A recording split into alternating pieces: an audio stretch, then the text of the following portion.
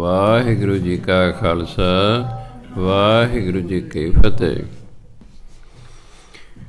ਸ਼੍ਰੀ ਗੁਰੂ ਗ੍ਰੰਥ ਸਾਹਿਬ ਦੇ ਅੰਗ ਨੰਬਰ 324 ਤੇ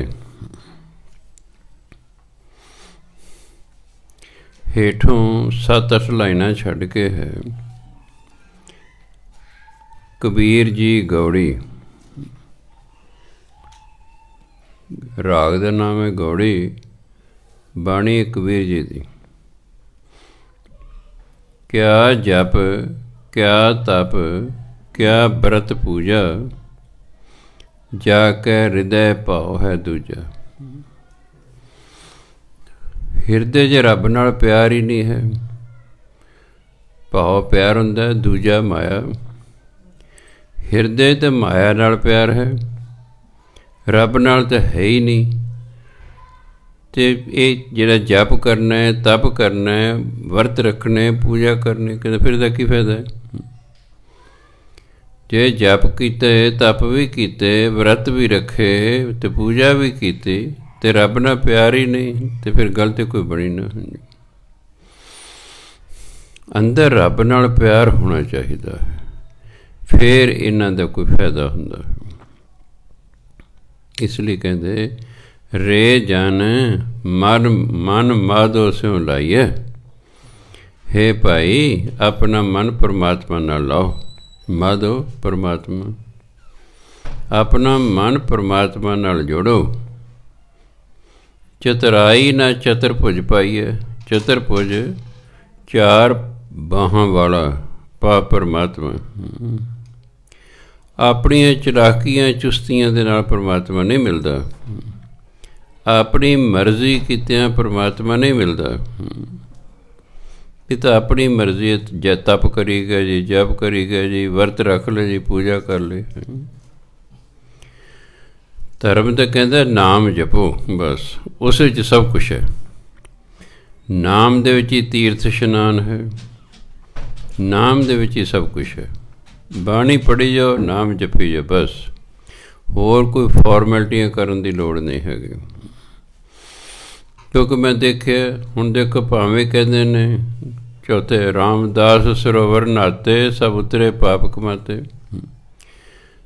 ਉਹ ਤਾਂ ਉਤਰਨਗੇ ਜੇ ਮੁੜ ਕੇ ਬੰਦਾ ਪਾਪ ਨਾ ਕਰੇ। ਜਿਹੜਾ ਅੱਜ ਸ਼ਰਾਬ ਪੀ ਰਿਹਾ ਹੈ, ਉਹ ਅੰਮ੍ਰਿਤਸਰ ਸਰੋਵਰ 'ਚ ਨਹਾ ਕੇ ਅਗਲੇ ਦਿਨ ਵੀ ਪੀ ਰਿਹਾ, ਫਿਰ ਫਰਕ ਤਾਂ ਕੋਈ ਪਿਆ ਨਾ। ਨਹਾਉਣ ਦਾ ਮਤਲਬ ਸੀ ਮਨ ਪਵਿੱਤਰ ਹੋਵੇ, ਅਤੇ ਮਨ ਤਾਂ ਉਹੋ ਜਿਹਾ ਹੀ ਹੈ। ਜਿਹੜਾ ਅੱਜ ਰਿਸ਼ਵਤ ਲੈ ਰਿਹਾ ਦਫ਼ਤਰ ਬੈਠਾ, ਉਹ ਇਸ਼ਨਾਨ ਕਰਨ ਤੋਂ ਬਾਅਦ ਅਗਲੇ ਦਿਨ ਵੀ ਰਿਸ਼ਵਤ ਲੈਂਦਾ। ਜਿਹੜਾ ਅੱਜ ਦੁੱਧ 'ਚ ਮਿਲਾਵਟ ਕਰਕੇ ਵੇਚ ਰਿਹਾ ਹੈ, ਉਹ ਇਸ਼ਨਾਨ ਕਰਨ ਤੋਂ ਬਾਅਦ ਫਿਰ ਵੀ ਵੇਚ ਰਿਹਾ। ਪਰਿਵਰਤਨ ਤਾਂ ਕੋਈ ਹੋਇਆ ਨਾ। ਅਤੇ ਜੇ ਪਰਿਵਰਤਨ ਹੀ ਜ਼ਿੰਦਗੀ 'ਚ ਨਹੀਂ ਲਿਆਉਣਾ, ਤਾਂ ਫਿਰ ਨਹਾਉਣ ਨਾਲ ਨਹੀਂ ਗੱਲ ਬਣਿਆ ਕਰਦੀ ਹੈਗੀ। ਇਹ ਨਹੀਂ ਕਿ ਠੀਕ ਹੈ ਗੁਰੂ ਮਹਾਰਾਜ ਨੇ ਵਰ ਦਿੱਤਾ ਹੋਇਆ, ਆਪਾਂ ਮੰਨਦੇ ਇਸ ਗੱਲ ਨੂੰ, ਵਰ ਹੈ, ਪਰ ਸਵਾਲ ਤਾਂ ਇਹ ਵੀ ਜੇ ਬੰਦਾ ਮੰਨੇ ਹੀ ਨਾ। ਨਹਾਉਣ ਨਾਲ ਤਾਂ ਹੀ ਪਾਪ ਉਤਰਨਗੇ ਜੇ ਮੁੜ ਕੇ ਪਾਪ ਨਾ ਕਰੇ। ਜੇ ਮੁੜ ਕੇ ਉਹੀ ਕਰੀ ਜਾਂਦਾ, ਫਿਰ ਕੁਛ ਵੀ ਨਹੀਂ ਉਤਰਦਾ ਹੁੰਦਾ, ਫਿਰ ਫਾਰਮੈਲਿਟੀਆਂ ਹਨ। ਹਾਂਜੀ,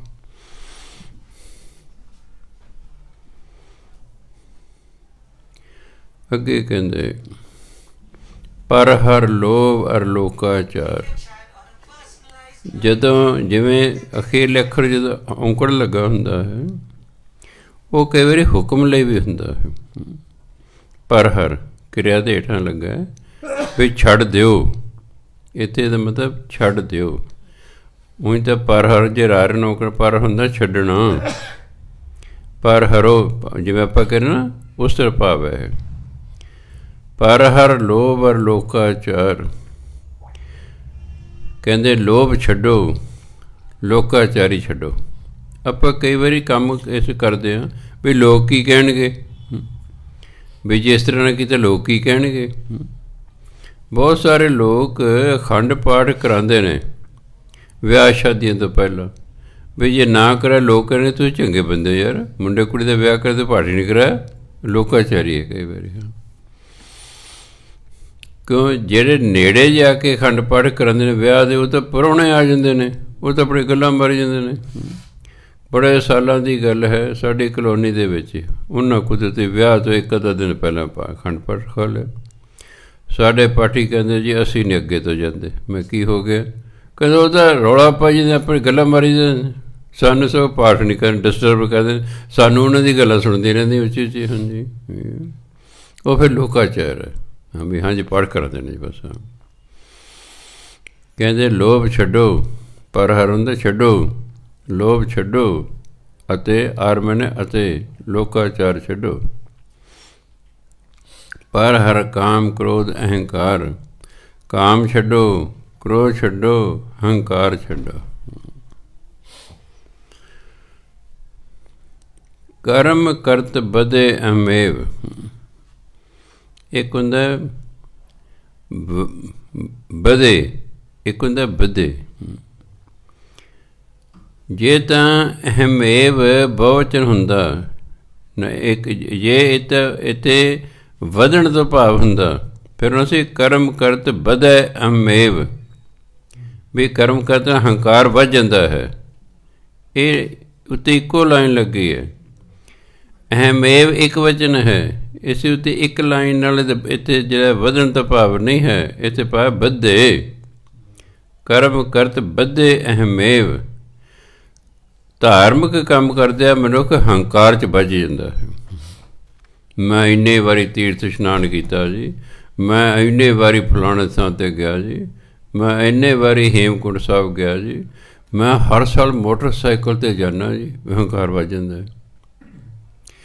वो सच कह रहे भी इन्ने साल हो गए जाते हुए, कहते ठीक रहे हो, पर वो अंदर भावना जी हमें दी आ जाती कि मैं इन्ने वारी जाया हूँ।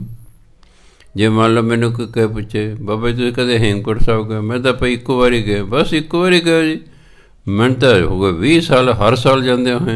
देखो ये की हुंदा, ये अंदर हमें बोल रही होंगी। हाँ कई बार अपने आप को नहीं पता लगता कि मैं जो बोल रहा है हमें है। इस तरह इस धार्मिक कर्म करता है बंदा कई बार हंकार दे विच बज जाता है। अहमेव संस्कृत का शब्द है, अहम तो बने, संस्कृत शब्द है अहम, आड़ा हाहा मम्मा, अहम हंकार नूं कहंदे, अहमेव। मिल पाथर की करही सेव, ये कर्म की फिर की करते ने, ये मिल के पत्थरां दी कहंदे पूजा करते हैं, बेजान चीज़ां दी पूजा करते हैं। मैं ये नहीं कहता नहीं करनी चाहिए, पर एक फर्क है। मान लो मूर्ति तुहाडी बेनती सुन लेंदी है, मान लो सुन ले, आप सपोज कर लो, क्योंकि परमात्मा हर एक चीज़ दे विच है, कण कण में भगवान है, इसलिए असीं तो कह नहीं सकते फलानी चीज़ रब नहीं है, रब हर एक चीज़ दे विच है। वो मूर्ति ने तुहाडी बेनती सुन ली, पर वो बोल के नहीं दस सकती, इसलिए तुहानूं किवें पता लगे तुहाडी बेनती स्वीकार हुई है कि नहीं हुई। इसलिए जिउंदे बंदे दी इसीलिए महानता है। साधुआं कोले लोग इसलिए जाते वो गलबात करते हैं, आपे बोलते हैं, बोल के दसते हैं वो, तां इस करके। हुण जिवें है तुसीं गुरु ग्रंथ साहिब के खलो के अरदास की, सच्चे पातशाह मैनू पुत्र की दात बख्शो।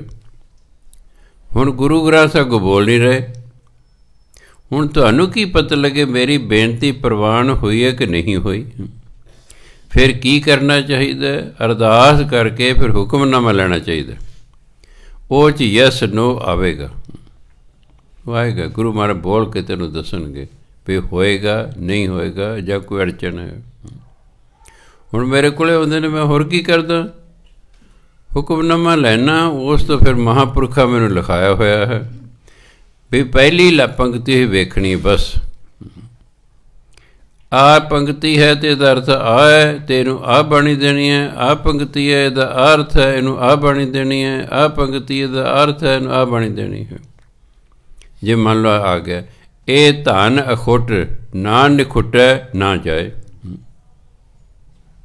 अगला सुन के बड़ा खुश हो जाता भी हुक्मनामा वधिया है, ये धन अखुट ना निखुटै ना जाए। हुण मान लो एक बंदा बीमार है, वो मेरे को आ जाता जी मैं तंदुरुस्त हो जा, अगों ये हुक्मनामा आ जाता ਇਹਦਾ ਮਤਲਬ ਤੇਰੀ ਬਿਮਾਰੀ ਅਜੇ ਚੱਲੇਗੀ, ਅਜੇ ਨਹੀਂ ਹਟਦੀ ਇਹ ਤੇਰੀ ਬਿਮਾਰੀ ਚੱਲੇਗੀ, ਇਹ ਨਹੀਂ ਹਟਦੀ। ਫਿਰ ਉਹਨੂੰ ਉਹਦੇ ਅਨੁਸਾਰ ਪੜ੍ਹ ਦੇਣਾ ਹੁੰਦਾ ਹੈ। ਹਰ ਇੱਕ ਬੰਦਾ ਵੀ ਨਹੀਂ ਲਾਭ ਉਠਾ ਸਕਦਾ ਹੁੰਦਾ। ਇਸ ਕਰਕੇ ਗੁਰੂ ਦੇ ਨਾਲ ਸਾਧੂ ਸੰਤ ਦੀ ਮਹਾਤਮਾ ਵੀ ਇਸੇ ਲਈ ਬਾਣੀ 'ਚ ਬਾਰੇ ਥਾਂ ਲਿਖੀ ਹੋਈ ਹੈ, ਐਵੇਂ ਨਹੀਂ ਲਿਖੀ ਹੋਈ ਕਿ ਭਾਈ ਹਰ ਇੱਕ ਚਲੋ ਹੁਣ ਤਾਂ ਆਪਾਂ ਪਤਾ ਕੀ ਆ, ਗੁਰੂ ਗ੍ਰੰਥ ਸਾਹਿਬ ਹਰ ਗੁਰਦੁਆਰੇ 'ਚ ਨੇ। ਪਹਿਲਾਂ ਗੁਰੂ ਮਹਾਰਾਜ ਮੰਨ ਲਿਆ ਅਨੰਦਪੁਰ ਸਾਹਿਬ ਰਹਿੰਦੇ ਨੇ, ਹੁਣ ਤਾਂ ਪਟਿਆਲੇ ਤੋਂ ਹਰ ਬੰਦਾ ਥੋੜ੍ਹੇ ਉੱਥੇ ਜਾ ਕੇ ਪੁੱਛ ਸਕਦਾ ਹਰ ਵਕਤ ਵੀ ਕੀ ਹੈ ਵੀ ਮਹਾਰਾਜ ਜੀ। ਹੁਣ ਤਾਂ ਹੈ ਵੀ ਚਲੋ ਆਪਣਾ ਗੁਰਦੁਆਰਾ ਸਾਹਿਬ ਜਾਓ, ਅਰਦਾਸ ਕਰੋ, ਆਪਣਾ ਹੁਕਮਨਾਮਾ ਲੈ ਕੇ ਗੁਰੂ ਮਹਾਰਾਜ ਨੂੰ ਪੁੱਛ ਲਓ। ਇਸ ਕਰਕੇ ਸਾਧੂਆਂ ਸੰਤਾਂ ਦੀ ਮਹਾਨਤਾ ਵੀ ਬਾਣੀ 'ਚ ਬਹੁਤ ਲਿਖੀ ਹੋਈ ਕਿ ਉਹ ਤੁਹਾਨੂੰ ਬੋਲ ਕੇ ਦੱਸਣਗੇ, ਤੁਹਾਨੂੰ ਸਮਝਾ ਦੇਣਗੇ ਸਾਰੇ। ਕਰਨਾ ਤੇ ਗੁਰੂ ਨੇ ਹੁੰਦਾ ਹੈ, ਕਰਨਾ ਤੇ ਕਾਰਜ ਤੇ ਬਾਣੀ ਨਹੀਂ ਸਵਾਰ ਰਹੇ ਹੁੰਦੇ ਹਨ। ਉਹ ਵੀ ਮੈਂ ਦੇਖਿਆ, ਮੈਂ ਸੰਤ ਜਿਨ੍ਹਾਂ ਕੋਲ ਜੇ ਸੰਤ ਸੀਤਲ ਸਿੰਘ ਕੋਲ ਗਿਆ ਉਹ ਵੀ ਬਾਣੀ ਨਾਲ ਠੀਕ ਕਰਦੇ ਸਨ। ਜੇ ਸੰਤ ਸੁਖਦੇਵ ਸਿੰਘ ਜੀ ਕੋਲ ਗਿਆ, ਜੀ ਮੇਰੇ ਪੁੱਤਰ ਹੋ ਜਾਏ ਜੀ, ਉਹ ਕਹਿੰਦੇ ਭਾਈ ਇੰਨੀਆਂ ਮਾਲਾ ਮੂਲ ਮੰਤਰ ਦੇ ਰੋਜ਼ ਫੇਰਿਆ ਕਰ 40 ਦਿਨ। ਉਹ ਪੜ੍ਹ ਦਿੰਦੇ ਸੀ। ਮੈਂ ਆਪ ਕਈਆਂ ਨੂੰ ਲੈ ਕੇ ਜਾਇਆ ਕਰਦਾ ਸੀ, ਹਾਂਜੀ ਉਹ ਪੜ੍ਹ ਦਿੰਦੇ ਸੀ। ਆ ਕਰੋ ਮਾਲਾ, ਜਿਹਦੇ ਕੋਲ ਨਹੀਂ ਸੀ ਆਪਣੇ ਕੋਲੋਂ ਮਾਲਾ ਦਿੰਦੇ, ਆਹ ਲੈ ਪਿਆ ਇੰਨੀਆਂ ਮਾਲਾ ਕਰ ਸੀ। ਹਾਂਜੀ ਕਾਰਜ ਬਾਣੀ ਗੁਰੂ ਹੋਣ ਕਰਕੇ ਸਿੱਖ ਦੇ ਕਾਰਜ ਗੁਰੂ ਮਹਾਰਾਜ ਨੇ ਰਾਸ ਕਰਨੇ ਹੁੰਦੇ ਨੇ। ਵੱਡੇ ਭਾਗਾਂ ਵਾਲੇ ਉਹ ਲੋਕ ਨੇ ਜਿਹੜੇ ਬਾਣੀ ਪੜ੍ਹਦੇ ਰਹਿੰਦੇ ਹਨ। ਅੱਗੇ ਕਹਿੰਦੇ ਕਹੋ ਕਬੀਰ ਭਗਤ ਕਰ ਪਾਇਆ, ਭੋਲੇ ਪਾਏ ਮਿਲੇ ਰਘੁਰਾਇਆ। ਭਗਤ ਪਾ ਭਗਤੀ। ਕਬੀਰ ਸਾਹਿਬ ਕਹਿੰਦੇ ਪਰਮਾਤਮਾ ਦੀ ਪ੍ਰਾਪਤੀ ਤਾਂ ਭਗਤੀ ਕਰਕੇ ਹੁੰਦੀ ਹੈ। ਇਹ ਵਰਤ ਰੱਖਣ ਨਾਲ ਨਹੀਂ ਹੁੰਦੀ, ਤੀਰਥ ਇਸ਼ਨਾਨਾਂ 'ਤੇ ਜਾ ਕੇ ਨਹੀਂ ਹੁੰਦੀ, ਇਹ ਤਾਂ ਭਗਤੀ ਕਰਕੇ ਹੁੰਦੀ। ਅਤੇ ਕਿਵੇਂ? ਸਾਡੇ ਅੰਦਰ ਹਉਮੈ ਨਹੀਂ ਹੋਣੀ ਚਾਹੀਦੀ, ਨਹੀਂ ਤਾਂ ਪਰਮਾਤਮਾ ਨਹੀਂ ਮਿਲਾ। ਭੋਲੇ ਪਾਏ ਮਿਲੇ ਰਘੁਰਾਇਆ। ਸਾਡੇ ਅੰਦਰ ਭੋਲਾਪਨ ਹੋਣਾ ਚਾਹੀਦਾ ਹੈ। ਇਹ ਚਤਰਾਈਆਂ ਨਾਲ ਨਹੀਂ ਮਿਲੇਗਾ। ਚਤਰਾਈ ਨਾਲ ਚਤੁਰਭੁਜ ਪਾਇਆ ਆਇਆ ਕਿ ਨਹੀਂ? ਭੋਲੇ ਪਾ ਹੋਣਾ ਚਾਹੀਦਾ ਹੈ। ਅੰਦਰ ਸ਼ਰਾਫਤ ਹੋਵੇ, ਨਿਮਰਤਾ ਹੋਵੇ ਅੰਦਰ। ਗੌੜੀ ਕਬੀਰ ਜੀ। ਗਰਭਵਾਸ ਮੈਂ ਕੁਲ ਨਹੀਂ ਜਾਤੀ। ਜਦੋਂ ਜੀਵ ਮਾਤਾ ਦੇ ਪੇਟ 'ਚ ਹੁੰਦਾ ਉਦੋਂ ਕੋਈ ਪਤਾ ਨਹੀਂ ਉਹਦੀ ਕੀ ਜਾਤ ਹੈ ਕੀ ਜਾਤ ਨਹੀਂ ਹੈ, ਉਦੋਂ ਕੋਈ ਜਾਤ ਨਹੀਂ ਉਹਦੀ ਹੁੰਦੀ।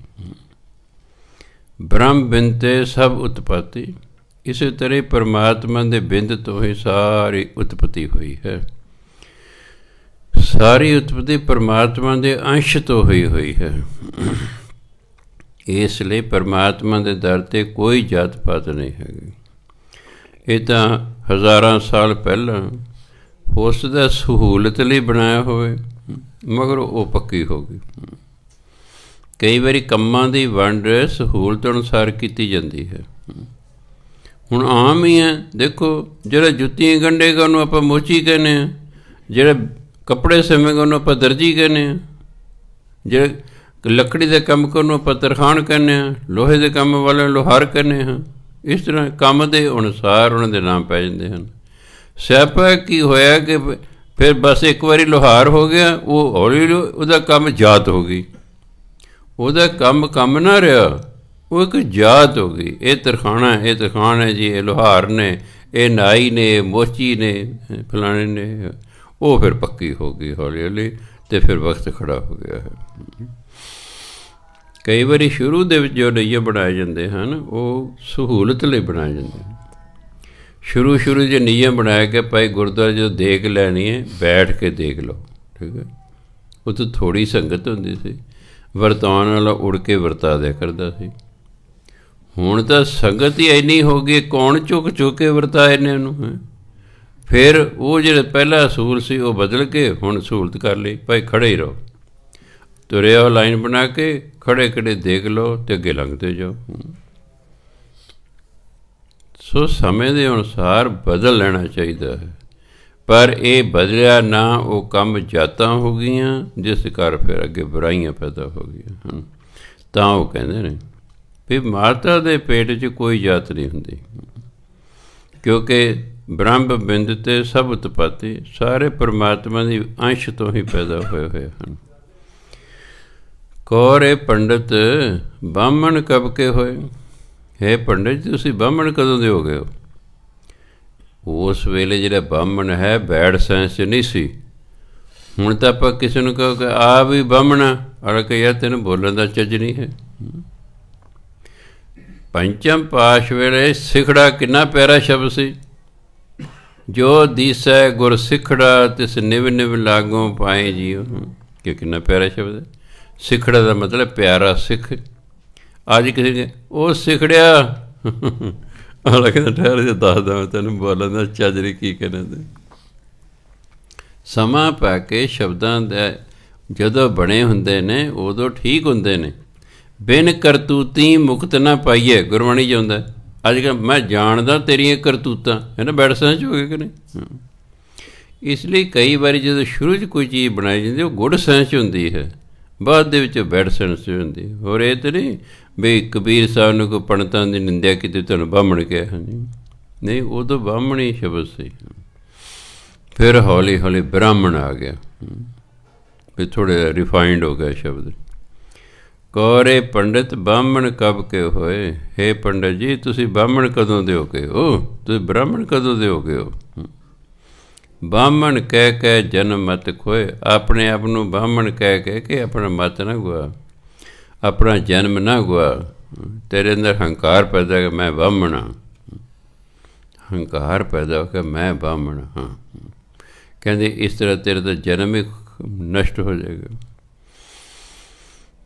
ਜੋ ਤੂੰ ਬ੍ਰਾਹਮਣ ਬ੍ਰਾਹਮਣੀ ਜਾਇਆ, ਜੇ ਤੂੰ ਕਹਿੰਦੇ ਬ੍ਰਾਹਮਣ ਹੈ ਅਤੇ ਬ੍ਰਾਹਮਣੀ ਦੇ ਪੇਟ 'ਚੋਂ ਪੈਦਾ ਹੋਇਆ ਹੈ ਤਾਂ ਆਨ ਪਾਠ ਕਾਹੇ ਨਹੀਂ ਆਇਆ।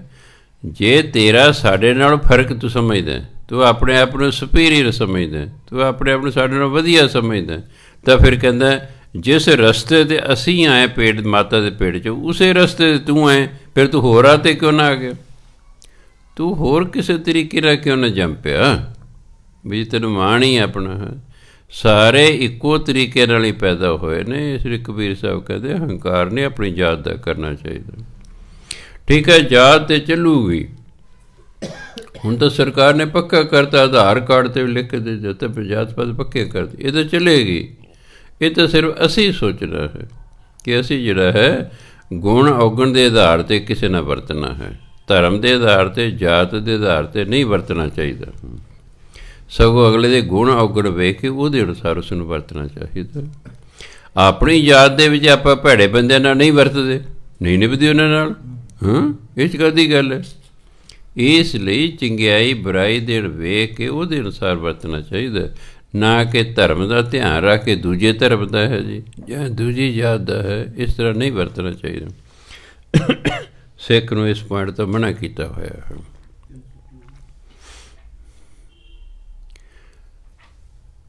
ਤੁਮ ਕਤ ਬ੍ਰਾਹਮਣ ਹਮ ਕਤ ਸੂਦ, ਤੁਮ ਕਤ ਲੋਹੂ ਹਮ ਕਤ ਦੂਧ। ਤੂੰ ਕਦੋਂ ਦਾ ਬ੍ਰਾਹਮਣ ਹੈ ਅਤੇ ਅਸੀਂ ਕਦੋਂ ਦੇ ਸ਼ੂਦਰ।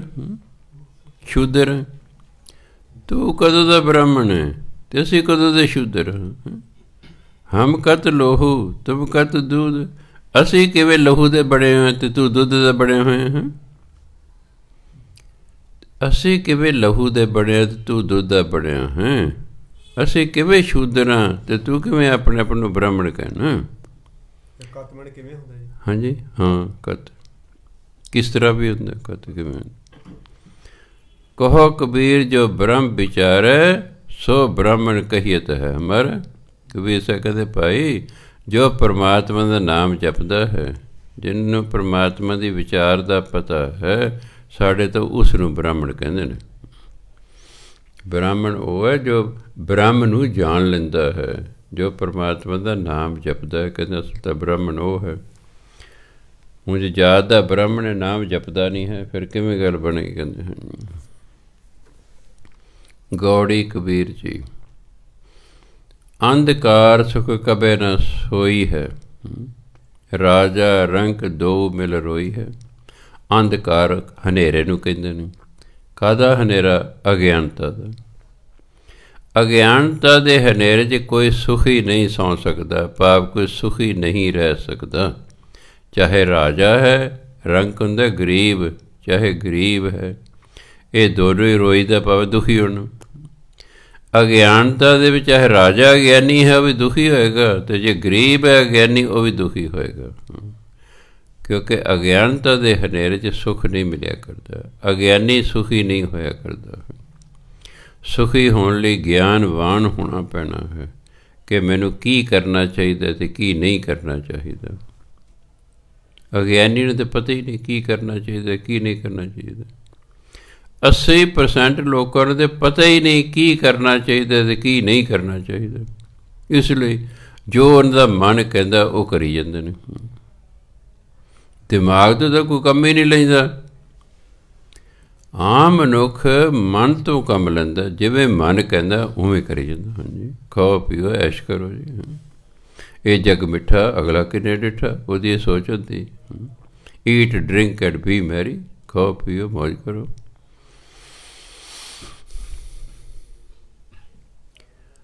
ਸੋ ਤਾਂ ਕਬੀਰ ਸਾਹਿਬ ਕਹਿੰਦੇ ਵੀ ਜਿਹੜਾ ਅਗਿਆਨੀ ਹੈ ਨਾ ਉਹਨੂੰ ਕਦੇ ਸੁੱਖ ਨਹੀਂ ਹੋ ਸਕਦਾ, ਚਾਹੇ ਰਾਜਾ ਹੈ ਚਾਹੇ ਗਰੀਬ ਹੈ, ਇਹ ਦੋਨੇ ਮਿਲ ਕੇ ਰੋਣਗੇ, ਦੁਖੀ ਹੋਣਗੇ। ਭਾਵ ਜੋ ਪੈ ਰਸਨਾ ਰਾਮ ਨਾ ਕਹਿਬੋ, ਉਪਜਤ ਬਿਨਸਤ ਰੋਵਤ ਰਹਿਬੋ। ਜੋ ਪੈ ਜੇ ਕਰ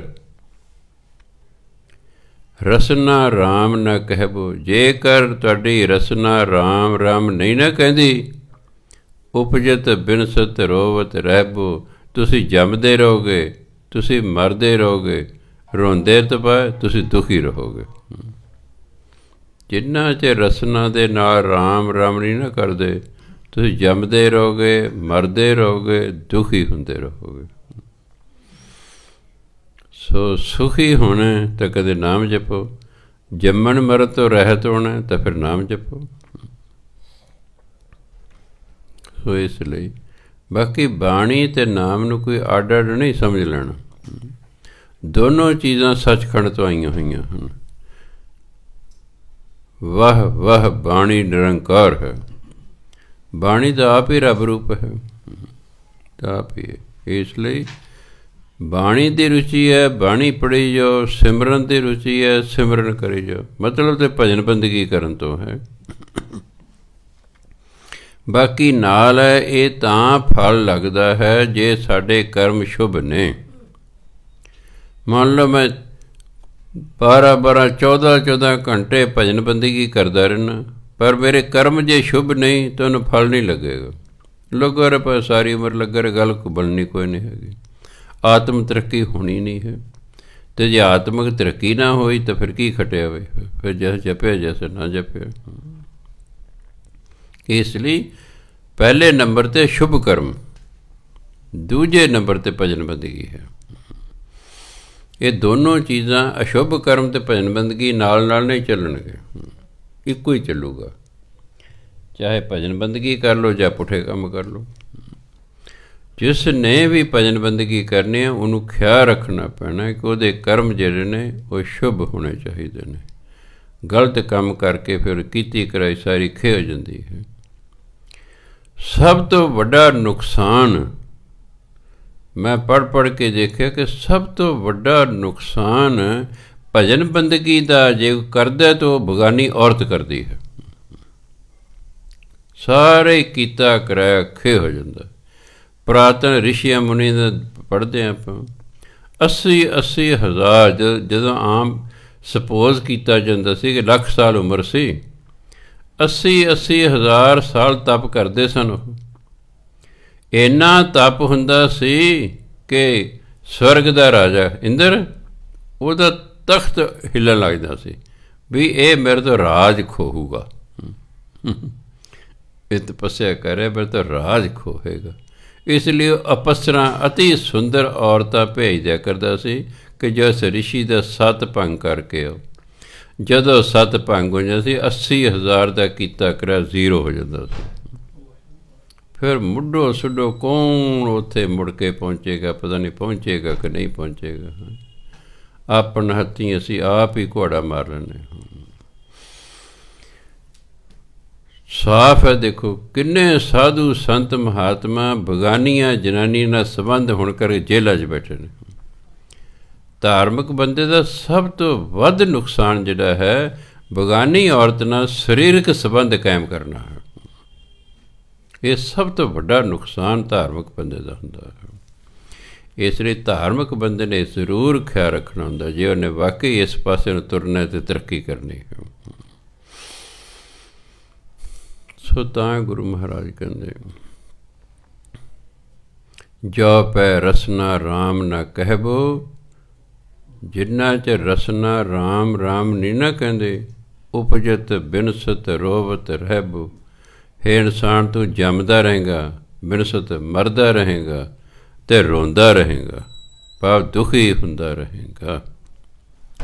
ਜੋ ਪੈ ਰਸਨਾ ਰਾਮ ਨ ਕਹਿਬੋ, ਜੋ ਪੈ ਰਸਨਾ ਰਾਮ ਨ ਕਹਿਬੋ, ਜੋ ਪੈ ਰਸਨਾ ਰਾਮ ਨ ਕਹਿਬੋ, ਜੋ ਪੈ ਰਸਨਾ ਰਾਮ ਨ ਕਹਿਬੋ। ਉਪਜਤ ਬਿਨਸਤ ਰੋਵਤ ਰਹਿਬੋ, ਉਪਜਤ ਬਿਨਸਤ ਰੋਵਤ ਰਹਿਬੋ, ਉਪਜਤ ਬਿਨਸਤ ਰੋਵਤ ਰਹਿਬੋ, ਉਪਜਤ ਬਿਨਸਤ ਰੋਵਤ ਰਹਿਬੋ। ਇਸ ਲਈ ਭਾਈ ਰਸਨਾ ਨਾਲ ਰਾਮ ਰਾਮ ਵਾਹਿਗੁਰੂ ਵਾਹਿਗੁਰੂ ਕਰਦੇ ਰਹਿਣਾ ਚਾਹੀਦਾ ਹੈ। ਬਾਣੀ ਪੜ੍ਹਨੀ ਇਸ ਲਈ ਜ਼ਰੂਰੀ ਹੁੰਦੀ ਹੈ ਕਿ ਬਾਣੀ ਤੋਂ ਸਾਨੂੰ ਸੋਝੀ ਆਉਂਦੀ ਹੈ। ਠੀਕ ਹੈ, ਸਿਮਰਨ ਵੀ ਸਾਡੀ ਸੋਚ ਨੂੰ ਉੱਚੀਆਂ ਕਰਦਾ ਹੈ, ਪਰ ਉਹਨੂੰ ਟਾਈਮ ਲੱਗੇਗਾ। ਇਹ ਨਾ ਕਿ ਸਿਮਰਨ ਸਾਡੇ 2-3 ਸਾਲਾਂ ਜਾ ਕੇ ਸੋਚ ਉੱਚੀ ਕਰੇ ਅਤੇ ਉਦੋਂ ਪਹਿਲਾਂ ਅਸੀਂ ਗੜਬੜ ਕਰਦੇ ਰਹੀਏ। ਬਾਣੀ ਪੜ੍ਹਨੀ ਇਸ ਲਈ ਜ਼ਰੂਰੀ ਹੈ ਕਿ ਬਾਣੀ ਸਾਨੂੰ ਗਾਈਡ ਕਰਦੀ ਰਹਿੰਦੀ ਨਾਲ ਨਾਲ ਕਿ ਆਹ ਕਰਨਾ ਹੈ, ਆਹ ਨਹੀਂ ਕਰਨਾ ਹੈ, ਆਹ ਕਰੇਂਗੇ ਤੇਰਾ ਆਹ ਫਾਇਦਾ ਹੋਏਗਾ, ਆਹ ਕਰੇਂਗੇ ਤੇਰਾ ਆਹ ਨੁਕਸਾਨ ਹੋਏਗਾ। ਬਾਣੀ ਨਾਲ ਨਾਲ ਦੱਸਦੀ ਰਹਿੰਦੀ ਹੈ। ਅਸੀਂ ਉਸ 'ਤੇ ਕੰਨ ਧਰੀਏ ਨਾ ਧਰੀਏ, ਮੰਨੀਏ ਨਾ ਮੰਨੀਏ, ਉਹ ਗੱਲ ਵੱਖਰੀ ਹੈ, ਉਹ ਗੱਲ ਵੱਖਰੀ ਹੈ। ਕਿਸੇ ਵੀ ਬਾਣੀ, ਚਾਹੇ ਜਪਜੀ ਸਾਹਿਬ ਹੈ, ਕੋਈ ਵੀ ਬਾਣੀ ਧਿਆਨ ਨਾਲ ਤੁਸੀਂ ਪੜ੍ਹੋ, ਬੜਾ ਕੁਛ ਕਹਿੰਦੀ ਉਹ। ਹਾਂਜੀ, ਅੱਗੇ ਕਹਿੰਦੇ ਜਸ ਦੇਖੀਏ ਤਰਵਰ ਕੀ ਛਾਇਆ, ਪ੍ਰਾਣ ਗਏ ਕਹੋ ਕਾਕੀ ਮਾਇਆ। ਜਸ ਮੈਨੇ ਜਿਵੇਂ ਜਿਵੇਂ ਆਪਾਂ ਦਰਖਤ ਦੀ ਛਾਂ ਨੂੰ ਵੇਖਦੇ ਹਾਂ, ਸਵੇਰੇ ਹੋਰ ਕਿਸੇ ਪਾਸੇ, ਸ਼ਾਮ ਨੂੰ ਹੋਰ ਕਿਸੇ ਪਾਸੇ, ਰਾਤ ਨੂੰ ਛਾਂ ਖਤਮ ਹੋ ਜਾਂਦੀ ਹੈ। ਇੱਕ ਥਾਂ 'ਤੇ ਨਹੀਂ ਛਾਂ ਟਿਕਦੀ ਦਰਖਤ ਦੀ। ਇਸੇ ਤਰ੍ਹਾਂ ਪ੍ਰਾਣ ਗਏ ਕਹੋ ਕਾਕੀ ਮਾਇਆ। ਜਿੰਨਾ ਚਿਰ ਤੁਸੀਂ ਜਿਉਂਦੇ ਉਨਾ ਚਿਰ ਹੀ ਮਾਇਆ ਤੁਹਾਡੇ ਕੋਲ ਹੈ। ਜਦੋਂ ਤੁਸੀਂ ਮਰ ਗਏ ਫਿਰ ਪਤਾ ਨਹੀਂ ਕਿਹਦੀ ਹੋ ਜਾਣੀ ਹੈ ਇਹ ਮਾਇਆ, ਫਿਰ ਪਤਾ ਨਹੀਂ ਕਿਹਦੇ ਕੋਲ ਚਲੀ ਜਾਣੀ ਹੈ। ਫਿਰ ਤੇਰੇ ਕੋਲ ਨਹੀਂ ਸਦਾ ਰਹਿਣੀ। ਜਿਵੇਂ ਦਰਖਤ ਦੀ ਛਾਂ ਸਦਾ ਨਹੀਂ ਨਾ ਰਹਿੰਦੀ, ਕਹਿੰਦੇ ਐ ਮਾਇਆ ਵੀ ਤੇਰੇ ਕੋਲ ਸਦਾ ਨਹੀਂ ਰਹਿਣੀ। ਸਮਝਾਇਆ ਕਿ ਐਸਾ ਨਾ ਹੋਵੇ ਕਿ ਤੁਸੀਂ ਸਾਰੀ ਉਮਰ ਮਾਇਆ ਕਮਾਉਣ 'ਤੇ ਲੱਗੇ ਰਹੋ ਅਤੇ ਰੱਬ ਦਾ ਨਾਮ ਹੀ ਨਾ ਜਪੋ। ਹੋਰ ਇਹ ਨਹੀਂ ਕਿ ਮਾਇਆ ਨਹੀਂ ਕਮਾਉਣੀ ਚਾਹੀਦੀ, ਐਸੀ ਗੱਲ ਨਹੀਂ। ਇਹ ਗੱਲ ਯਾਦ ਰੱਖਣੀ ਕਿ ਗੁਰੂ ਨਾਨਕ ਨੇ ਕਿਹਾ ਸੀ ਹਰ ਸਿੱਖ ਨੂੰ ਕਿ ਤੁਸੀਂ ਕਿਰਤ ਕਰੋ। ਅਤੇ ਉਹਦਾ ਕੀ ਮਤਲਬ ਹੈ? ਮਾਇਆ ਕਮਾਉਣਾ ਹੈ, ਸਿਰਫ ਇੰਨੇ ਕਿ ਸਹੀ ਤਰੀਕੇ ਨਾਲ ਕਮਾਉਣਾ। ਕਿਰਤ ਹੁੰਦੀ ਸਹੀ ਤਰੀਕੇ ਨਾਲ। ਕਿਰਤ ਕਰਨ ਨੂੰ ਕਿਹਾ, ਮਾਇਆ ਕਮਾਉਣ ਨੂੰ ਕਿਹਾ, ਪਰ ਗਲਤ ਤਰੀਕੇ ਨਾਲ ਕਮਾਉਣ ਤੋਂ ਰੋਕਿਆ ਹੋਇਆ ਹੈ। ਅਤੇ ਜਿੰਨੇ ਗਲਤ ਤਰੀਕੇ ਨਾਲ ਕਮਾਉਂਦੇ ਸਨ ਉਹਨਾਂ ਦੇ ਘਰ ਤੱਕ ਗੁਰੂ ਮਹਾਰਾਜ ਨੇ ਪੂਰੀਆਂ ਛੋਲੇ ਵੀ ਨਹੀਂ ਖਾਧੇ, ਗਏ ਹੀ ਨਹੀਂ ਖਾਣ। ਕਹਿੰਦੇ ਤੇਰੀ ਸੁੱਚੀ ਕਿਰਤ ਨਹੀਂ ਹੈ। ਹਰਾਮ ਦੀ ਕਮਾਈ 'ਚ ਕਦੇ ਦੇਗ ਬਣਾ ਲਿਓ, ਸਵਾਲ ਹੀ ਪੈਦਾ ਗੁਰੂ ਮਹਾਰਾਜ ਭੋਗ ਲਾ ਜਾਣ। ਉਹ ਨਹੀਂ ਹੁੰਦੇ। ਦਸਮ ਪਾਤਸ਼ਾਹ ਤਾਂ ਬਹੁਤ ਹੀ ਸਖਤ ਨੇ। ਹਾਂਜੀ, ਉਹ ਤਾਂ ਅਣ ਅੰਮ੍ਰਿਤਧਾਰੀ ਦੇ ਘਰੋਂ ਰੋਟੀ ਨਹੀਂ ਸੀ ਖਾਂਦੇ। ਜਦੋਂ ਉਹਨਾਂ ਨੇ ਅੰਮ੍ਰਿਤ ਛਕਾਉਣਾ ਸ਼ੁਰੂ ਕਰਦਾ ਸੀ, ਉਦੋਂ ਬਾਅਦ ਉਹਨਾਂ ਕਿਸੇ ਵੀ ਅਣ ਅੰਮ੍ਰਿਤਧਾਰੀ ਦੇ ਘਰ ਲੰਗਰ ਨਹੀਂ ਛਕਿਆ।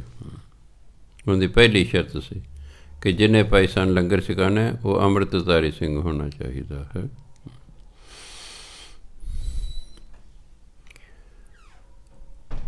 ਜਸ ਜੰਤੀ ਮੈਂ ਜੀਓ ਸਮਾਨਾ। ਜਸ ਮੈਨੇ ਜਿਵੇਂ, ਜੰਤੀ ਮੈਨੇ ਯੰਤਰ ਜਿਹੜਾ ਆਪਾਂ ਵਜਾਉਂਦੇ ਹਾਂ, ਆਵਾਜ਼ਾ ਜਾਂ ਹੋਰ ਸਾਜ਼। ਜੀਓ ਮੈਨੇ ਹੁੰਦਾ ਸੁਰ, ਆਵਾਜ਼। ਜਿਵੇਂ ਸਾਜ਼ ਦੇ ਵਿੱਚ ਸੁਰ ਸਮਾ ਜਾਂਦੀ ਹੈ, ਆਪਾਂ ਸਾਜ਼ ਵਜਾਉਣਾ ਬੰਦ ਕਰਤਾ ਜਿਹੜੀ ਉਹਦੇ ਵਿੱਚੋਂ ਆਵਾਜ਼ ਨਿਕਲ ਰਹੀ ਸੀ ਉਹ ਖਤਮ ਹੋ ਜਾਂਦੀ ਹੈ, ਉਹਦੇ ਵਿੱਚ ਹੀ ਸਮਾ ਜਾਂਦੀ ਹੈ। ਅਤੇ ਕਿਸੇ ਨੂੰ ਇਹ ਨਹੀਂ ਪਤਾ ਕਿ ਉਹ ਜਿਹੜੀ ਆਵਾਜ਼ ਸੀ ਹੁਣ ਕਿੱਥੇ ਗਈ।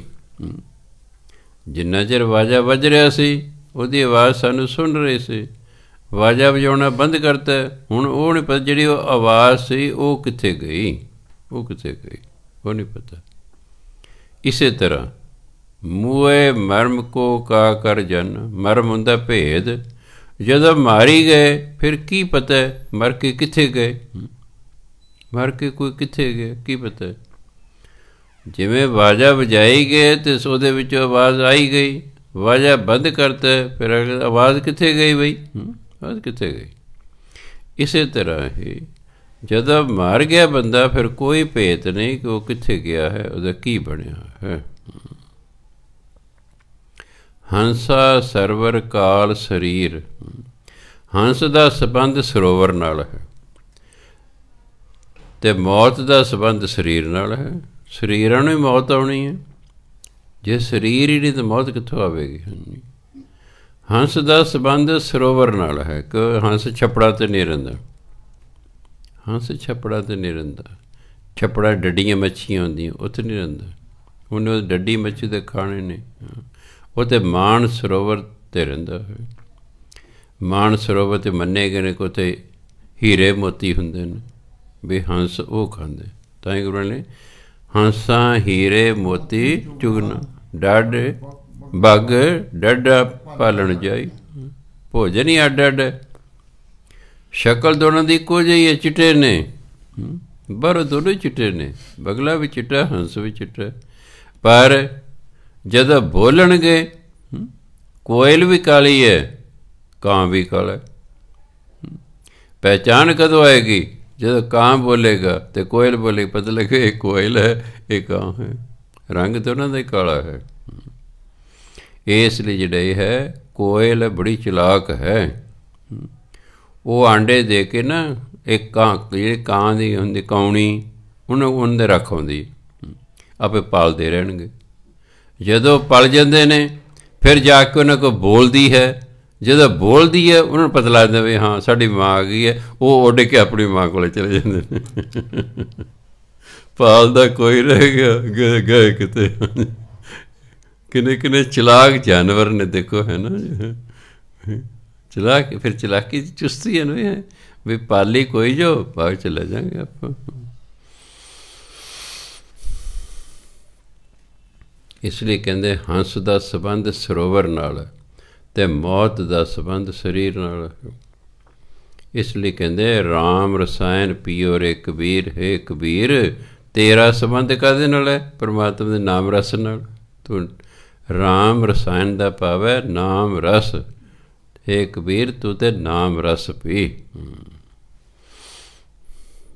ਗੌੜੀ ਕਬੀਰ ਜੀ। ਜੋਤ ਕੀ ਜਾਤ, ਜਾਤ ਕੀ ਜੋਤੀ, ਤਿਤ ਲਾਗੇ ਕੰਚੂਆ ਫਲ ਮੋਤੀ। ਜੋਤ ਪਰਮਾਤਮਾ, ਜੋਤ ਕੀ ਜਾਤ, ਇਹ ਸਾਰੀ ਸ੍ਰਿਸ਼ਟੀ ਸਾਰੇ ਜੀਵ ਪਰਮਾਤਮਾ ਦੇ ਹਨ। ਇਹ ਸਾਰੀ ਸ੍ਰਿਸ਼ਟੀ ਪਰਮਾਤਮਾ ਦੀ ਬਣਾਈ ਹੋਈ ਹੈ, ਸਾਰੇ ਜੀਵ ਪਰਮਾਤਮਾ ਦੇ ਬਣਾਏ ਹਨ। ਜਾਤ ਕੀ ਜੋਤੀ, ਪਰ ਇਹ ਜਿਹੜੇ ਅੱਗੇ ਜੀਵ ਨੇ ਇਹਨਾਂ ਦੀ ਜਿਹੜੀ ਬੁੱਧੀ ਹੈ, ਜਿੱਥੇ ਜੋਤੀ ਤੋਂ ਭਾਵੇਂ ਬੁੱਧੀ, ਇਹਨਾਂ ਜਿਹੜੀ ਬੁੱਧੀ ਹੈ ਤਿਤ ਲਾਗੇ ਕੰਚੂਆ ਫਲ ਮੋਤੀ। ਕੰਚੂਆ ਮੈਨੇ ਕੱਚ, ਟੁੱਟਾ ਹੋਇਆ ਸ਼ੀਸ਼ਾ। ਆ ਕਈ ਵਾਰੀ ਕੰਧਾਂ ਦੇ ਉੱਤੇ ਬਨੇਰਾ 'ਤੇ ਲਾਇਆ ਹੁੰਦਾ ਨਾ ਕੱਚ, ਉਹ ਟੁੱਟਿਆ ਹੋਇਆ ਸ਼ੀਸ਼ਾ ਹੁੰਦਾ। ਮੋਤੀ ਕੀਮਤੀ, ਭਾਵ ਉਹਦੀ ਬੁੱਧੀ ਕਾਰਨ ਕੋਈ ਤਾਂ ਮਾੜੇ ਪਾਸੇ ਲੱਗਾ ਹੋਇਆ, ਕੋਈ ਭਾਈ ਚੰਗੇ ਪਾਸੇ ਲੱਗਾ ਹੋਇਆ। ਕਿਸੇ ਨੂੰ ਕੱਚ ਲਾਤਾ ਅਤੇ ਕਿਸੇ ਨੂੰ ਮੋਤੀ ਲਾਤੇ ਨੇ। ਕਿਸੇ ਨੂੰ ਵਧੀਆ ਜੀਵਨ ਦਿੱਤਾ, ਕਿਸੇ ਨੂੰ ਘਟੀਆ ਜੀਵਨ ਮਿਲ ਗਿਆ ਸੋਚ ਅਨੁਸਾਰ। ਕਵਨ ਸੋ ਘਰ ਜੋ ਨਿਰਭਉ ਕਹੀਏ, ਉਹ ਕਿਹੜੀ ਅਵਸਥਾ ਹੈ ਜਦੋਂ ਨਿਰਭਉ ਕਿਹਾ ਜਾ ਜਾਵੇ ਵੀ ਹਾਂ ਹੁਣ ਕੋਈ ਡਰ ਨਹੀਂ ਹੈ। ਉਹ ਕਿਹੜਾ ਹਿਰਦਾ ਘਰ, ਉਹ ਕਿਹੜਾ ਹਿਰਦਾ ਜਿਹੜਾ ਨਿਰਭਉ ਕਿਹਾ ਜਾ ਸਕਦਾ ਹੈ। ਕਹਿੰਦੇ ਭਉ ਭਜ ਜਾਏ ਅਪੈ ਹੋਏ ਰਹੀਏ, ਅਤੇ ਉਹ ਕਿਹੜਾ ਢੰਗ ਹੈ ਕਿ ਡਰ ਤਾਂ ਦੌੜ ਜਾਏ ਤੇ ਅਸੀਂ ਨਿਡਰ ਹੋ ਕੇ ਰਹਿ ਸਕੀਏ, ਨਿਡਰ ਹੋ ਕੇ ਰਹਿ ਸਕੀਏ। ਤੇ ਉਹ ਇੱਕੋ ਹੀ ਹੈ, ਉਹ ਹੈ ਪਰਮਾਤਮਾ ਦਾ ਨਾਮ, ਉਹ ਪਰਮਾਤਮਾ ਦਾ ਨਾਮ। ਨਾਮ ਜਪ ਕੇ ਹੀ ਨਿਰਭਉ ਹੋਇਆ ਜਾ ਸਕਦਾ ਹੈ, ਨਾਮ ਜਪ ਕੇ ਹੀ ਡਰ ਭੱਜ ਜਾਂਦਾ ਹੈ, ਨਾਮ ਜਪ ਕੇ ਹੀ ਅਭੈ ਪਦ ਪ੍ਰਾਪਤ ਹੋ ਜਾਂਦਾ, ਅਭੈ ਭੈ ਰਹਿਤ, ਭੈ ਰਹਿਤ ਅਵਸਥਾ ਪ੍ਰਾਪਤ ਹੋ ਜਾਂਦੀ ਹੈ। ਰਹਾਉ ਤਾਟ ਤੀਰਥ ਨਹੀਂ ਮਨ ਪਤੀ ਆਏ, ਚਾਰ ਅਚਾਰ ਰਹੇ ਉਰਜਾਏ। ਤਟਾਂ 'ਤੇ ਜਾ ਕੇ, ਦਰਿਆਵਾਂ ਦੇ ਕਿਨਾਰਿਆਂ ਨੂੰ ਕਹਿੰਦੇ ਨੇ ਤਟ, ਦਰਿਆਵਾਂ ਦੇ ਕਿਨਾਰਿਆਂ 'ਤੇ ਜਿਹੜੇ ਤੀਰਥ ਨੇ ਉੱਥੇ ਜਾ ਕੇ ਕਹਿੰਦੇ ਮਨ ਪ੍ਰਸੰਨ ਨਹੀਂ ਹੁੰਦਾ, ਮਨ ਪਤੀਜਦਾ ਨਹੀਂ, ਮਨ ਦੀ ਤਸੱਲੀ ਨਹੀਂ ਹੁੰਦੀ। ਕਿਉਂ? ਮਨ ਦੀ ਤਸੱਲੀ ਤੇ ਨਾਮ ਜਪਣ ਨਾਲ ਹੋਣੀ ਆ, ਹੋਰ ਕਿਸੇ ਤਰੀਕੇ ਨਾਲ ਨਹੀਂ ਹੋਣੀ। ਚਾਰ ਆਚਾਰ, ਚਾਰ ਮੈਨੇ ਵਧੀਆ, ਆਚਾਰ ਮੈਨੇ ਘਟੀਆ। ਮਨੁੱਖ ਇਹ ਤੀਰਥਾਂ 'ਤੇ ਜਾ ਕੇ ਵੀ ਚੰਗੇ ਅਤੇ ਮੰਦੇ ਦੇ ਵਿੱਚ ਹੀ ਉਲਝਿਆ ਰਹਿੰਦਾ ਹੈ, ਇਹ ਚੰਗੇ ਅਤੇ ਮੰਦੇ ਦੇ ਵਿੱਚ ਹੀ ਉਲਝਿਆ ਰਹਿੰਦਾ ਹੈ ਵੀ ਚੰਗੇ ਕੰਮ ਕਰਨੇ, ਕੋਈ ਮੰਦੇ ਕੀ ਨੇ, ਇਸੇ ਚੱਕਰ 'ਚ ਪਿਆ ਰਹਿੰਦਾ ਹੈ। ਪਾਪ ਪੁੰਨ ਦੋ ਏਕ ਸਮਾਨ, ਨਿਜ ਕਰ ਪਾਰਸ ਤਜੋ ਗੁਣ ਆਨ। ਜਿਹੜਾ ਪਰਮਾਤਮਾ ਦਾ ਨਾਮ ਜਪਦਾ, ਨਿਜ ਘਰ, ਆਪਣੇ ਘਰ 'ਚ, ਆਪਣੇ ਹਿਰਦੇ 'ਚ ਪਾਰਸ ਹੈ, ਭਗਵਾਨ ਹੈ। ਕਹਿੰਦੇ ਤੁਹਾਡੇ ਅੰਦਰ ਪਰਮਾਤਮਾ ਹੈ। ਤਜੋ ਗੁਣਾਨ, ਹੋਰ ਗੱਲਾਂ ਛੱਡੋ, ਇੱਥੇ ਗੁਣ ਤਾਂ ਪਾਵੇ, ਹੋਰ ਗੱਲਾਂ ਛੱਡੋ। ਤੁਹਾਡੇ ਅੰਦਰ ਪਰਮਾਤਮਾ ਵਸਦਾ ਹੈ, ਉਹਦਾ ਨਾਮ ਜਪੋ। ਤੁਸੀਂ ਪਾਪ ਪੁੰਨ ਦੇ ਚੱਕਰ 'ਚ ਨਾ ਪਾਓ। ਇਹ ਨਹੀਂ ਫੈਸਲਾ ਹੁੰਦਾ ਪਾਪ ਕੀ ਹੈ ਅਤੇ ਪੁੰਨ ਕੀ ਹੈ, ਬੜਾ ਮੁਸ਼ਕਿਲ ਹੈ। ਇੱਕ ਲਈ ਇੱਕ ਧਰਮ ਦੇ ਵਿੱਚ ਮੀਟ ਖਾਣਾ ਪਾਪ ਹੈ, ਦੂਜੇ 'ਚ ਪੁੰਨ ਹੈ, ਵੀ ਪੁੰਨ। ਕੌਣ ਫਿਰ ਫੈਸਲਾ ਕਰੇ? ਕੌਣ ਫੈਸਲਾ ਕਰੇ ਵੀ ਪੁੰਨ ਅਤੇ ਪਾਪ ਕੀ ਹੈ ਜੀ? ਇਹ ਬੜਾ ਔਖਾ ਹੈ, ਪਾਪ ਪੁੰਨ ਦਾ ਫੈਸਲਾ ਕਰਨਾ ਬੜਾ ਔਖਾ ਹੈ। ਇਸ ਲਈ ਕਹਿੰਦੇ ਇਹ ਛੱਡੋ, ਨਾਮ ਜਪੋ, ਆਪੇ ਪਤਾ ਲੱਗ ਜੂਗਾ ਤੁਹਾਨੂੰ, ਆਪੇ ਤੁਹਾਨੂੰ ਪਤਾ ਲੱਗੇ। ਤੁਹਾਡਾ ਮਨ ਦੱਸੂਗਾ ਆਹ ਠੀਕ ਹੈ, ਆਹ ਗਲਤ ਹੈ। ਕਬੀਰ ਨਿਰਗੁਣ ਨਾਮ ਨਾ ਰੋਸ, ਨਿਰਗੁਣ ਪਾ ਪਰਮਾਤਮਾ। ਹੇ ਕਬੀਰ, ਪਰਮਾਤਮਾ ਦੇ ਨਾਮ ਨਾਲ ਕਾਹਦਾ ਰੋਸ ਹੈ? ਨਾਮ ਜਪ, ਰੋਸ ਨਹੀਂ ਕਰਨਾ ਹੈਗਾ। ਨਾਮ ਨਾਲ ਕਹਿੰਦੇ ਕੀ ਰੁਸਨਾ? ਇਸ ਪਰਚਾਏ ਪਰਚਰੋ ਇਸ, ਸਗੋਂ ਨਾਮ ਜਪ ਜਪ ਕੇ ਆਪਣੇ ਮਨ ਨੂੰ ਪਰਚਾਈ ਰੱਖ, ਤੇਰਾ ਮਨ ਪਰਚਿਆ ਰਹੇਗਾ। ਨਾਮ ਨਾਲ ਰੋਸ ਰੱਖਣ ਦੀ ਲੋੜ ਨਹੀਂ, ਭਾਵੇਂ ਨਹੀਂ ਮੈਨੂੰ ਨਾਮ ਦੀ ਮੈਨੂੰ ਨਹੀਂ ਲੋੜ ਹੈਗੀ, ਮੈਂ ਕੀ ਲੈਣਾ ਨਾਮ ਤੋਂ, ਐਂ ਨਹੀਂ ਕਹਿਣਾ। ਸਗੋਂ ਆਪਣੇ ਮਨ ਨੂੰ ਇਹਦੇ ਨਾਲ ਪਰਚਾ ਕੇ ਰੱਖਣਾ ਹੈ। ਗੌੜੀ ਕਬੀਰ ਜੀ, ਜੋ ਜਨ ਪਰਮਿਤ ਪਰਮਨ ਜਾਨਾ, ਬਾਤਨ ਹੀ ਬੈਕੁੰਠ ਸਮਨ। ਪਰਮਿਤ, ਅੰਦਾਜ਼ੇ ਤੋਂ ਪਰਾਂ, ਪਰ ਮਨ, ਇਸ ਮਨ ਤੋਂ ਪਰਾਂ। ਜਿਹੜਾ ਕਹਿੰਦਾ ਮੈਂ ਅੰਦਾਜ਼ੇ ਤੋਂ ਪਰਾਂ ਜਿਹੜਾ ਪਰਮਾਤਮਾ ਹੈ ਉਹਨੂੰ ਜਾਣ ਲਿਆ ਹੈ, ਮੈਂ ਪਰ ਮਨ ਜਿਹੜਾ ਮਨ ਤੋਂ ਪਰਾਂ ਹੈ ਮੈਂ ਉਸ ਨੂੰ ਜਾਣ ਲਿਆ ਹੈ। ਕਹਿੰਦੇ ਇਹੋ ਜਿਹੇ ਲੋਕ ਤਾਂ ਬਾਤਨ ਹੀ ਬੈਕੁੰਠ ਸਮਨ, ਇਹ ਤਾਂ ਗੱਲਾਂ ਬਾਤਾਂ ਰਹੀ ਸੱਚਖੰਡ ਚਲੇ ਜਾਂਦੇ ਨੇ, ਇਹ ਗੱਲਾਂ ਬਾਤਾਂ ਰਹੀ ਸੱਚਖੰਡ ਜਾਂਦੇ ਨੇ। ਪ੍ਰਾਪਤੀ ਕੋਈ ਨਹੀਂ ਹੁੰਦੀ, ਹੋਈ ਹੁੰਦੀ ਉਂਝ ਹੀ ਕਹੀਦਾ ਹਾਂਜੀ ਮੈਨੂੰ ਪਤਾ ਹੈ ਜੀ। ਹਾਂਜੀ ਜਿਵੇਂ ਮੈਂ ਬਾਣੀ ਪੜ੍ਹ ਕੇ ਦੱਸ ਸਕਦਾ ਮੈਂ, ਹਾਂਜੀ ਉਹ ਜੀ ਪਹਿਲਾਂ ਧਰਮਖੰਡ ਆਉਂਦਾ ਜੀ, ਉਹ ਤੋਂ ਬਾਅਦ ਫਿਰ ਸ਼ਰਮਖੰਡ ਆਉਂਦਾ ਜੀ, ਫਿਰ ਕਰਮਖੰਡ ਆਉਂਦਾ ਹੈ ਜੀ, ਫਿਰ ਅੱਗੇ ਅਖੀਰ 'ਤੇ ਸੱਚਖੰਡ ਆਉਂਦਾ ਜੀ। ਹਾਂ, ਸੱਚਖੰਡ 'ਚ ਪਰਮਾਤਮਾ ਵਸਦਾ ਹੈ ਜੀ, ਉਹ ਤਾਂ ਪੜ੍ਹਿਆ ਹੋਇਆ ਹੈ। ਇਸ ਤਰ੍ਹਾਂ ਜਿਹੜਾ ਹੈ ਨਾ ਆਪਣਾ ਕੋਈ ਸਵਾਰਨਾ ਸੋ ਸੰਵਰਨਾ ਅਤੇ ਨਾ ਕਿਸੇ ਦਾ ਸੰਵਰਨਾ ਹੈ। ਜਾਂ ਤਾਂ ਜੇ ਗਿਆਨ ਹੈ ਤਾਂ ਠੀਕ ਹੈ, ਧਰਮਖੰਡ ਹੈ। ਇਸ ਵੇਲੇ ਆਪਾਂ ਧਰਮਖੰਡ 'ਚ ਬੈਠੇ ਹਾਂ, ਗੁਰੂ ਦੀ ਹਜ਼ੂਰੀ ਧਰਮਖੰਡ ਹੈ। ਧਰਮ ਖੰਡ 'ਚ ਬੈਠੇ। ਧਰਮ ਖੰਡ ਦੇ ਵਿੱਚ ਆਪਾਂ ਨੂੰ ਗਿਆਨ ਹੋਏਗਾ। ਆਪਾਂ ਗਿਆਨ ਦੀ ਗੱਲ, ਗੁਰੂ ਤੋਂ ਗਿਆਨ ਹਾਸਲ ਕਰਨ, ਗਿਆਨ ਹੋਏਗਾ। ਜਦੋਂ ਗਿਆਨ ਹੋ ਗਿਆ ਫਿਰ ਉਸ ਗਿਆਨ ਲਈ ਮਿਹਨਤ ਕਰਨੀ ਪਏਗੀ, ਉਸ ਗਿਆਨ ਦੇ ਅਨੁਸਾਰ ਮਿਹਨਤ ਕਰਨੀ, ਤਾਂ ਹੀ ਸ਼ਰਮ ਖੰਡ ਜਾਵਾਂਗੇ ਨਾ। ਪਹਿਲਾਂ ਧਰਮ ਖੰਡ ਹੋ ਗਿਆ, ਧਰਮ ਖੰਡ ਦੇ ਗਿਆਨ ਖੰਡ ਪੈਦਾ ਹੋਏਗਾ। ਗਿਆਨ ਖੰਡ ਜਦੋਂ ਹੋ ਗਿਆ ਫਿਰ ਉਹਦੇ ਲਈ ਮਿਹਨਤ ਕਰਨੀ ਪਏਗੀ, ਸ਼ਰਮ ਕਰਨਾ ਪਏਗਾ। ਆਪ ਗਿਆਨ ਹੋ ਗਿਆ ਕਿ ਸਿਮਰੋ ਸਿਮਰ ਸਿਮਰ ਸੁਖ ਪਾਵੋ, ਗਿਆਨ ਹੋ ਗਿਆ।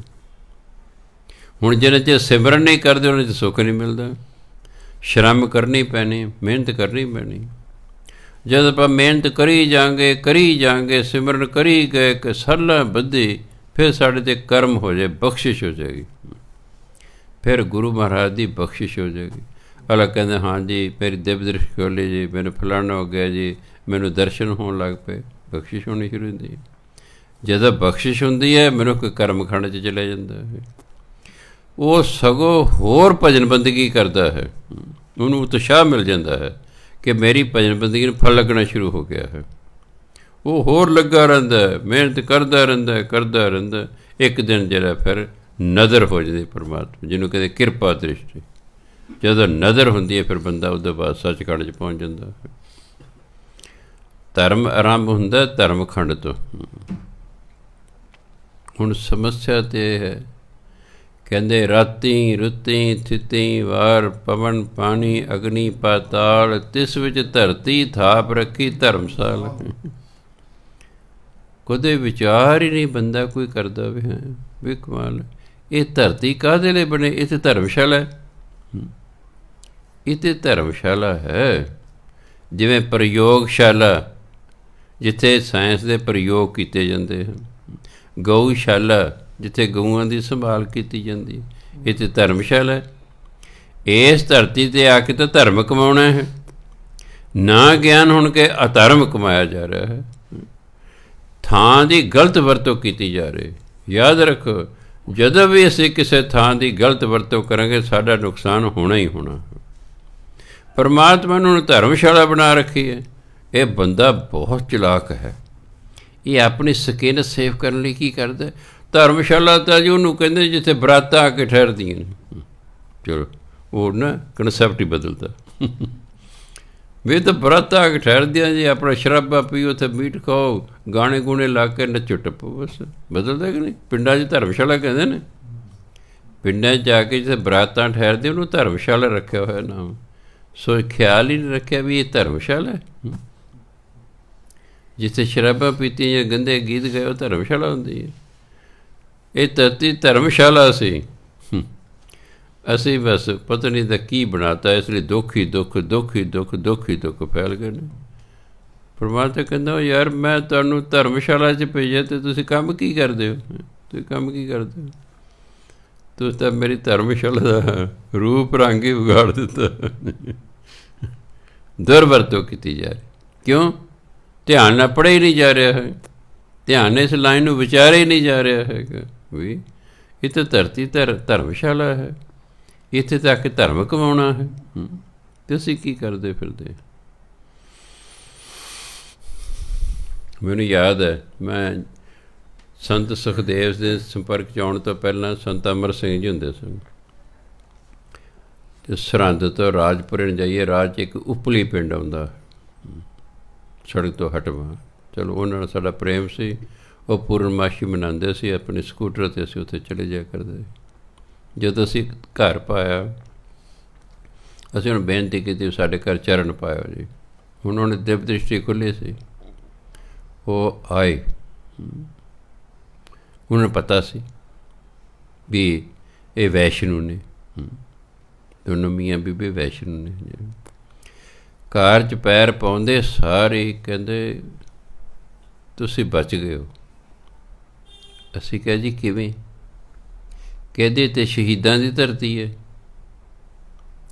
ਜਦੋਂ ਬਾਬਾ ਬੰਦਾ ਬਹਾਦਰ ਸਮਾਣੇ ਨੂੰ ਜਿੱਤ ਕੇ ਬਨੂੜ ਨੂੰ ਜਾ ਰਿਹਾ ਸੀ ਨਾ, ਕਹਿੰਦੇ ਰਾਹ 'ਚ ਇਸ ਥਾਂ 'ਤੇ ਜਿੱਥੇ ਤੁਹਾਡਾ ਡਰਾਇੰਗ ਰੂਮ ਹੈ ਇੱਥੇ ਉਹਦਾ ਟੈਂਟ ਸੀ ਬੰਦਾ ਬਹਾਦਰ ਦਾ। ਹੁਣ ਜੇ ਤੁਸੀਂ ਪੀਣ ਪੂਣ ਵਾਲੇ ਹੁੰਦੇ ਤੁਹਾਡੇ ਤਾਂ ਹੁਣ ਨੂੰ ਤਖਤਾ ਉਲਟਾ ਦੇਣਾ ਸੀ ਉਹਨਾਂ ਨੇ ਵਿੱਚ ਇਹ ਮੇਰੀ ਥਾਂ 'ਤੇ ਤੁਸੀਂ ਇਸ ਤਰ੍ਹਾਂ ਕਰਦੇ ਹੋ। ਅੱਜ ਇੱਥੇ ਹੁਣ ਆਪਣਾ ਵੱਡਾ ਗੁਰਦੁਆਰਾ ਸਾਹਿਬ ਬਣਿਆ ਹੈ, ਇੱਥੇ ਸਾਰੇ ਜਿਹੜੇ ਵੱਡੇ ਵੱਡੇ ਜਰਨੈਲ ਸਨ ਬੰਦਾਬਾਦ ਦੇ, ਉਹਨਾਂ ਦੇ ਟੈਂਟ ਲੱਗੇ ਸਨ ਉੱਥੇ। ਐਵੇਂ ਨਹੀਂ ਧਰਤੀਆਂ ਪ੍ਰਗਟ ਹੋ ਗਈਆਂ। ਦੇਖੋ ਨਾਲ ਹੀ ਗਿਰਜਾ ਘਰ ਹੈ, ਨਾਲ ਹੀ ਅੱਗੇ ਕੁਟੀਆ ਹੈ, ਨਾਲ ਹੀ ਇਹ ਸਤਸੰਗ ਭਵਨ ਹੈ। ਇਹ ਸਾਰੀ ਧਰਤੀ ਪਵਿੱਤਰ ਹੋ ਗਈ। ਅੱਜ ਤੇ ਸਾਰੇ ਅੱਗੇ ਖਾਲੀ ਮੈਦਾਨ ਹੁੰਦਾ ਸੀ, ਕਹਿੰਦੇ ਇੱਥੇ ਘੋੜੇ ਤੇ ਹਾਥੀ ਉਹਨਾਂ ਦੇ ਹੁੰਦੇ ਸਨ ਬੰਦਾਬਾਦ ਦੇ। ਇਸ ਲਈ ਕਹਿੰਦੇ ਤੁਸੀਂ ਭਾਈ ਬਚ ਗਏ ਹੋ, ਤੁਸੀਂ ਵੈਸ਼ਨੂੰ ਹੋ, ਨਹੀਂ ਤਾਂ ਤੁਹਾਡਾ ਇਸ ਥਾਂ 'ਤੇ ਨੁਕਸਾਨ ਹੋ ਜਾਣਾ ਸੀ। ਆਪਣਾ ਅੱਗੇ ਤੋਂ ਖਿਆਲ ਰੱਖਣਾ। ਹੁਣ ਜਿੱਥੇ ਐਡੀ ਵੱਡੀ ਰੂਹ ਬਹਿ ਜਾਏਗੀ ਹੈ, ਫਿਰ ਧਰਤੀ 'ਤੇ ਪਵਿੱਤਰ ਹੋਣੀ ਹੋਣੀ। ਫਿਰ ਦੂਸਰਾ ਕਹਿੰਦੇ ਇੱਕ ਸੰਤ ਅਤਰ ਸਿੰਘ ਜੀ ਹੋਏ ਨੇ, ਹਾਂਜੀ, ਕਹਿੰਦੇ ਮਹਾਰਾਜਾ ਪਟਿਆਲਾ ਜਿਹੜਾ ਭੁਪਿੰਦਰ ਸਿੰਘ, ਉਹ ਉਹਨਾਂ ਦਾ ਸ਼ਰਧਾਲੂ ਸੀ। ਇੱਕ ਵਾਰੀ ਸੰਤ ਅਤਰ ਸਿੰਘ ਨੂੰ ਮਿਲ ਕੇ ਵਾਪਸ ਜਾ ਰਹੇ ਨੇ। ਇੱਥੇ ਆ ਕੇ ਉਹਨਾਂ ਦੀ, ਅੱਜ ਇੱਥੇ ਚਤਰ ਸਿੰਘ ਦਾ ਘਰ ਹੈ, ਇੱਥੇ ਆ ਕੇ ਉਹਨਾਂ ਦੀ ਕਾਰ ਖਰਾਬ ਹੋ ਗਈ। ਇੱਥੇ ਜਿੱਥੇ ਤੁਹਾਡਾ ਡਰਾਇੰਗ ਰੂਮ ਹੈ, ਇੱਥੇ ਕਹਿੰਦਾ ਦਰਖਤ ਸੀ ਛਾਂਦਾਰ। ਉਹ ਕਹਿੰਦੇ ਚੱਲ ਪਏ ਅਸੀਂ ਇੱਥੇ ਬਹਿੰਦੇ ਹਾਂ ਅਤੇ ਤੂੰ ਜਾ ਕੇ ਕਾਰ ਮਕੈਨਿਕ ਸੱਦ ਲੈ ਪਟਿਆਲੇ ਤੋਂ, ਠੀਕ ਠੂਕ ਕਰਾ ਲੈਣੇ ਚਿਰ ਨੂੰ। ਉਹ ਫਿਰ ਕਹਿੰਦੇ ਇੱਥੇ ਬੈਠ ਕੇ ਸੰਤਾਂ ਦੇ ਭਜਨ ਬੰਦਗੀ ਕਰਨੀ ਹੈ। ਉਹ ਇਸ ਜਿੱਥੇ ਬੰਦਾ ਬਹਾਦਰ ਦਾ ਟੈਂਟ ਸੀ ਉੱਥੇ ਹੀ ਆ ਕੇ ਉਹ ਬੈਠੇ, ਉੱਥੇ ਹੀ ਆ ਕੇ ਬੈਠੇ। ਕਹਿੰਦੇ ਇਸ ਲਈ ਤੁਹਾਡੇ ਤਾਂ ਥਾਂ ਹੀ ਬੜੀ ਪਵਿੱਤਰ ਜਿੱਥੇ ਤੁਸੀਂ ਰਹਿ ਰਹੇ ਹੋ। ਸੋ ਜਿਨ੍ਹਾਂ ਦੀ ਦਿਵ ਦ੍ਰਿਸ਼ਟੀਆਂ ਖੁੱਲ੍ਹੀਆਂ ਹੁੰਦੀਆਂ ਉਹਨਾਂ ਫਿਰ ਪਤਾ ਹੁੰਦਾ, ਸਾਰਾ ਵੇਖ ਲੈਂਦੇ ਵੀ ਹਾਂ ਕੀ ਹੈ ਕੀ ਨਹੀਂ। ਸੋ ਗੁਰੂ ਮਹਾਰਾਜ ਕਿਰਪਾ ਕਰਨ। ਅਸੀਂ ਜੇ ਥਾਂ ਨਹੀਂ ਵੀ ਪਵਿੱਤਰ, ਬਾਣੀ ਤਾਂ ਵੀ ਥਾਂ ਨੂੰ ਪਵਿੱਤਰ ਕਰ ਦਿੰਦੀ ਹੈ। ਮੰਨ ਲਓ ਨਹੀਂ ਸੀ ਪਵਿੱਤਰ, ਮੈਂ ਤੁਹਾਨੂੰ ਪਿੱਛੇ ਸੁਣਾਇਆ ਸੀ ਜਦ ਮੈਂ ਘਨੌਰ ਸਰਵਿਸ ਕਰਦਾ, ਸਾਰੇ ਪ੍ਰਿੰਸੀਪਲ ਮੈਡਮ ਸਨ। ਉਹ ਇੱਕ ਦਿਨ ਮੈਨੂੰ ਸੱਦ ਕੇ ਕਹਿੰਦੇ ਜੈਮਲ ਸਿੰਘ ਜੀ ਵੀ ਜਦੋਂ ਦੀ ਅਸੀਂ ਅਰਬਨ ਸਟੇਟ ਕੋਠੀ ਪਾਈ ਹੈ ਨਾ, ਅਸੀਂ ਬਹੁਤ ਦੁਖੀ ਹਾਂ ਵੀ ਤੁਸੀਂ ਜਿਨ੍ਹਾਂ ਮਹਾਂਪੁਰਖਾਂ ਕੋਲ ਜਾਂਦੇ ਹੋ ਉਹਨਾਂ ਕੋਲ ਮੈਨੂੰ ਵੀ ਲੈ ਚੱਲੋ। ਮੈਂ ਚਲੋ ਜੀ, ਆਪਾਂ ਇੱਕੋ ਥਾਂ 'ਤੇ ਉਤਰਦੇ ਹਾਂ, ਤੁਸੀਂ ਘਰ ਨੂੰ ਚਲੇ ਜਾਣਾ, ਮੈਂ ਉਹਨਾਂ ਕੋਲ ਕਈ ਵਾਰੀ ਮਿਲਣ ਚਲੇ ਜਾਣਾ। ਚਲੋ ਮੈਂ ਉਹਨਾਂ ਲੈ ਗਿਆ ਮੈਡਮ ਨੂੰ। ਮਹਾਂਪੁਰ ਕਹਿੰਦੇ ਭਿੰਡਰ ਸਾਹਿਬ ਇਹ ਕੌਣ ਨੇ? ਮੈਂ ਜੀ ਸਾਡੇ ਪ੍ਰਿੰਸੀਪਲ ਮੈਡਮ ਨੇ। ਹਾਂ ਮੈਡਮ ਜੀ ਕਿਵੇਂ ਆਏ ਹੋ? ਕਹਿੰਦੇ ਬਾਬਾ ਜੀ ਵੀ ਜਦੋਂ ਦਾ ਅਸੀਂ ਘਰ ਪਾਇਆ ਅਤੇ ਅਰਬਨ ਸਟੇਟ ਦੇ ਵਿੱਚ ਅਸੀਂ ਬੜੇ ਦੁਖੀ ਹਾਂ। ਮਹਾਂਪੁਰ ਅੱਖਾਂ ਬੰਦ ਕੀਤੀਆਂ ਕੁਝ ਸੈਕਿੰਡ, ਫਿਰ ਖੋਲ੍ਹੀਆਂ। ਕਹਿੰਦੇ ਭਾਈ ਤੁਹਾਡੀ ਉਹ ਥਾਨ ਉਹ ਅਪਵਿੱਤਰ ਹੈ। ਕਹਿੰਦੇ ਕਿਵੇਂ ਅਪਵਿੱਤਰ ਹੈ? ਉਹ ਕਹਿੰਦੇ ਵੀ ਇਹ ਨਾ ਸਾਰੇ ਇੱਥੇ ਸਾਧੂ ਰਿਹਾ ਕਰਦੇ ਇਸ ਇਲਾਕੇ 'ਚ, ਅੱਜ ਵੀ ਸਾਧੂ ਬੇਲਾ ਹੈਗਾ। ਕਹਿੰਦੇ ਇਸ ਇਲਾਕੇ 'ਚ ਸਾਧੂ ਰਹਿੰਦੇ ਸਨ। 1947 ਦੇ ਵਿੱਚ ਜਦੋਂ ਜਨੂੰਨ ਚੜ੍ਹਿਆ ਲੋਕਾਂ ਦੇ ਦਿਮਾਗ ਨੂੰ ਹਾਂਜੀ ਧਰਮ ਦਾ, ਉਹਨਾਂ ਨੇ ਸਾਧੂ ਨਹੀਂ ਵੇਖਿਆ ਨਹੀਂ ਵੇਖਿਆ, ਕਤਲ ਕਰਦੇ ਗਏ। ਜਿੱਥੇ ਤੁਹਾਡੀ ਕੋਠੀ ਇੱਥੇ ਅਸੀਂ ਨੀਵਾਂ ਥਾਂ, ਉਹਨਾਂ ਲੋਥਾਂ ਚੱਕ ਕੇ ਵੀ ਰੌਲਾ ਨਾ ਪੈ ਜੇ ਬਹੁਤਾ ਸਾਧੂਆਂ ਦੀ ਮਰਿਆਂ ਦੀ, ਉੱਥੇ ਸੁੱਟਤੀ। ਇਸੇ ਤੁਹਾਡੀ ਧਰਤੀ ਸਰਾਪੀ ਗਈ ਹੈ। ਮੈਡਮ ਕਹਿੰਦੇ ਜੀ ਅਸੀਂ ਫਿਰ ਕੋਠੀ ਵੇਚ ਦਈਏ? ਕਹਿੰਦੇ ਬੀਬਾ ਜਿਹਨੂੰ ਤੁਸੀਂ ਕੋਠੀ ਵੇਚੋਗੇ ਉਹਨੂੰ ਇਹੀ ਸਿਆਪਾ ਖੜਾ ਹੋ ਜਾਏਗਾ। ਆਪਾਂ ਧਰਤੀ ਹੀ ਪਵਿੱਤਰ ਕਰ ਦਿੰਦੇ। ਚਲੋ ਮੈਡਮ ਦੇ ਸਾਹ 'ਚ ਸਾਹ ਆਇਆ। ਕਹਿੰਦੇ ਇੱਕ ਤਾਂ ਇਹ ਵੀ ਤੁਸੀਂ ਲੋਨ ਲਿਆ ਹੋਣਾ? ਕਹਿੰਦੇ ਹਾਂਜੀ। ਸਾਰਾ ਇਕੱਠਾ ਲਾਉਣਾ ਪਏਗਾ ਤਾਂ ਹੀ ਵਿਕੇਗੀ, ਅਤੇ ਜਿਹਨੂੰ ਵੇਚੋਗੇ ਉਹਨੂੰ ਇਹੀ ਸਿਆਪਾ ਰਹਿਣਾ ਧਰਤੀ ਦਾ ਪਵਿੱਤਰ ਹੈ। ਉਹ ਕਹਿੰਦੇ ਤੁਹਾਨੂੰ ਸੁਖਮਨੀ ਸਾਹਿਬ ਦਾ ਪਾਠ ਆਉਂਦਾ? ਕਹਿੰਦੇ ਹਾਂਜੀ। ਕਹਿੰਦੇ ਬਾਟੀ 'ਚ ਲੈ ਲੈਣਾ ਪਾਣੀ, 11 ਰੋਜ਼ ਸੁਖਮਨੀ ਸਾਹਿਬ ਦੇ ਪਾਠ ਕਰਨੇ ਲਗਾਤਾਰ ਦੀ, ਕੋਈ ਗੱਲ ਨਹੀਂ, 2-4 ਕਰ ਲਓ, ਫਿਰ ਆਪਣਾ ਆਰਾਮ ਕਰ ਲਓ, ਫਿਰ 2-4 ਕਰ ਲਓ। ਜਦੋਂ 11 ਪਾਠ ਸੁਖਮਨੀ ਸਾਹਿਬ ਦੇ ਹੋ ਜਾਣ, ਫਿਰ ਪੰਚਮ ਪਾਤਸ਼ਾਹ ਨੂੰ ਬੇਨਤੀ ਕਰਨੀ ਵੀ ਸਾਡੇ ਘਰ ਨੂੰ ਜੀ ਤੁਸੀਂ ਪਵਿੱਤਰ ਕਰੋ। ਫਿਰ ਉਹ ਪਾਣੀ ਸਾਰੇ ਘਰ ਵਿਹੜੇ ਦੇ ਵਿੱਚੋਂ ਛਿੜਕ ਦਿਆ ਕਰਨਾ। 21 ਦਿਨ ਇਸ ਤਰ੍ਹਾਂ ਕਰਨਾ।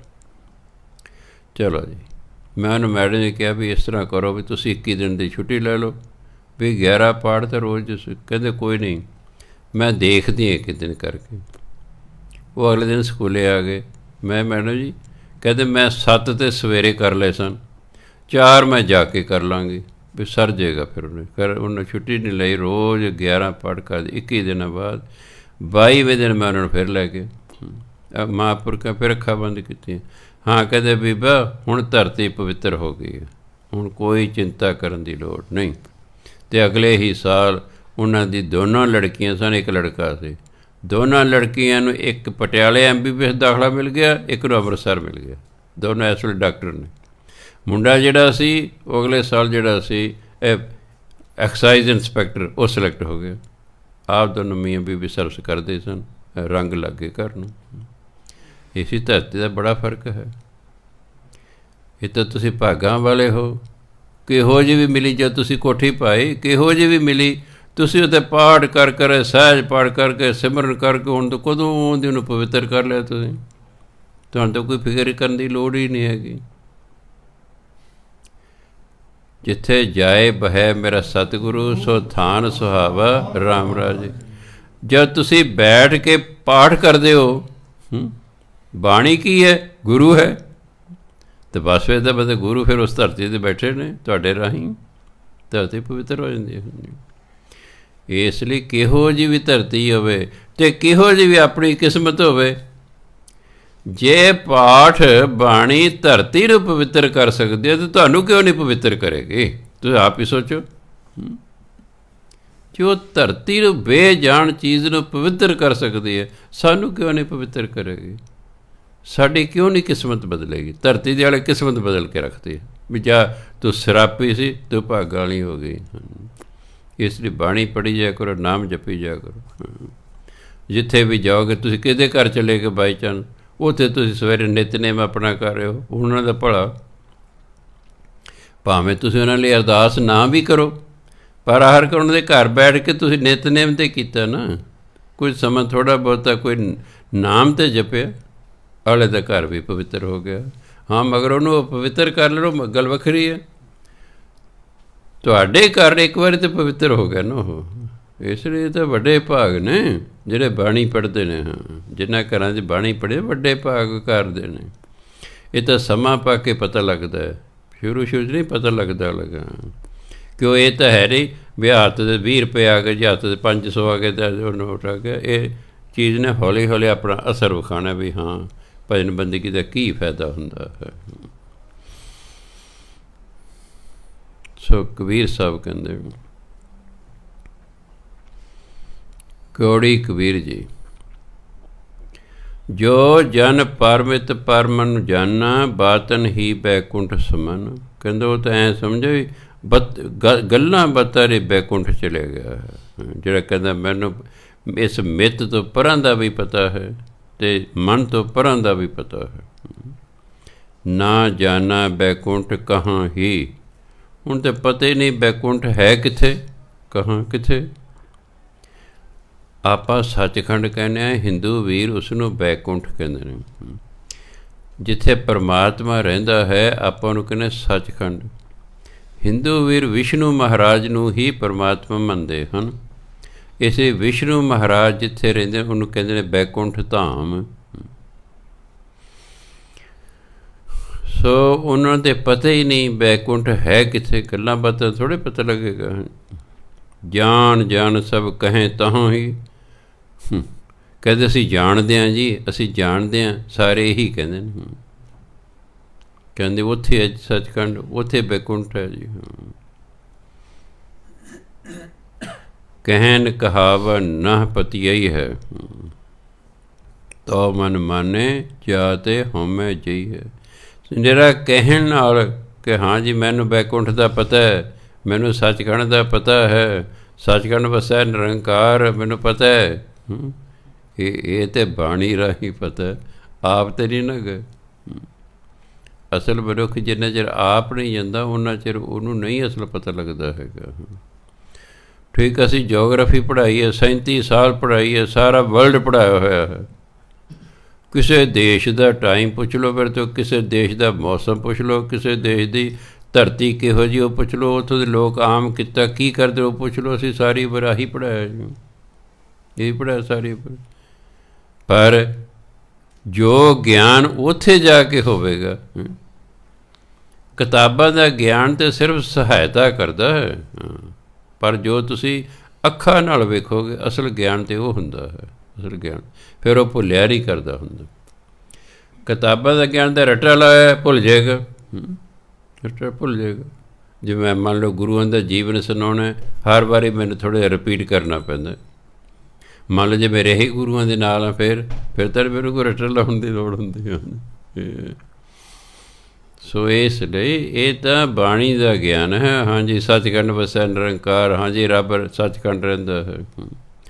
ਇਹ ਤਾਂ ਗੁਰੂ ਕਹਿੰਦੇ ਅਤੇ ਆਪਾਂ ਮੰਨ ਲਿਆ ਬਸ। ਹਾਂ, ਆਪਾਂ ਦੇਖਿਆ ਤਾਂ ਨਹੀਂ ਨਾ ਹੈ, ਇਸ ਲਈ ਮਨ ਕਹਿੰਦਾ ਭਤੀਜਦਾ ਨਹੀਂ ਹੈ। ਕਹਿਣ ਕਹਾਵਾ ਨਾ ਪਤੀਈ ਹੈ, ਇਹਨੂੰ ਨਹਿ ਨਹੀਂ ਪੜ੍ਹਨਾ। ਨੰਨਾ ਹਾ ਜਦੋਂ ਹੁੰਦਾ ਇਹ ਫਾਰਸੀ ਦਾ ਸ਼ਬਦ ਹੁੰਦਾ ਅਤੇ ਇਹਦਾ ਉਚਾਰਨ ਹੈ ਨਾ। ਜਦੋਂ ਨੰਨਾ ਹਾਹੇ ਨੂੰ ਸਿਹਾਰੀ ਹੈ ਹੋਏ ਤਾਂ ਫਿਰ ਉਹ ਹਿੰਦੀ ਦਾ ਸ਼ਬਦ ਹੁੰਦਾ, ਉਹਦਾ ਉਚਾਰਨ ਹੁੰਦਾ ਨਹਿ। ਅਰਥ ਇੱਕੋ ਹੀ ਹੈ, ਅਰਥ ਇੱਕੋ ਹੀ ਹੈ, ਨਹਿ ਅਤੇ ਨਾ ਦਾ। ਕਹਿਣ ਕਹਾਉਣ ਨਾਲ ਕਹਿੰਦਾ ਮਨ ਨਹੀਂ ਪਤੀਜਦਾ, ਤਾਂ ਮਨ ਮਾਨੇ ਜਾ ਤੇ ਹਉਮੈ ਜਈ ਹੈ। ਮਨ ਤਾਂ ਉਦੋਂ ਮੰਨਦਾ ਜਦੋਂ ਅੰਦਰੋਂ ਹੰਕਾਰ ਖਤਮ ਹੋ ਜਾਏ। ਜਦੋਂ ਅੰਦਰੋਂ ਹੰਕਾਰ ਖਤਮ ਹੋ ਜਾਏ, ਜਦੋਂ ਹੰਕਾਰ ਖਤਮ ਹੋ ਗਿਆ ਪਰਮਾਤਮਾ ਪ੍ਰਗਟ ਹੋ ਜਾਂਦਾ। ਬਸ ਹੰਕਾਰ ਦਾ ਅਤੇ ਪਰਮਾਤਮਾ ਦਾ ਆਪਸ ਸੰਬੰਧ ਹੀ ਕੋਈ ਨਹੀਂ ਹੈਗੀ, ਇੱਕੋ ਹੀ ਚੀਜ਼ ਰਹੇਗੀ।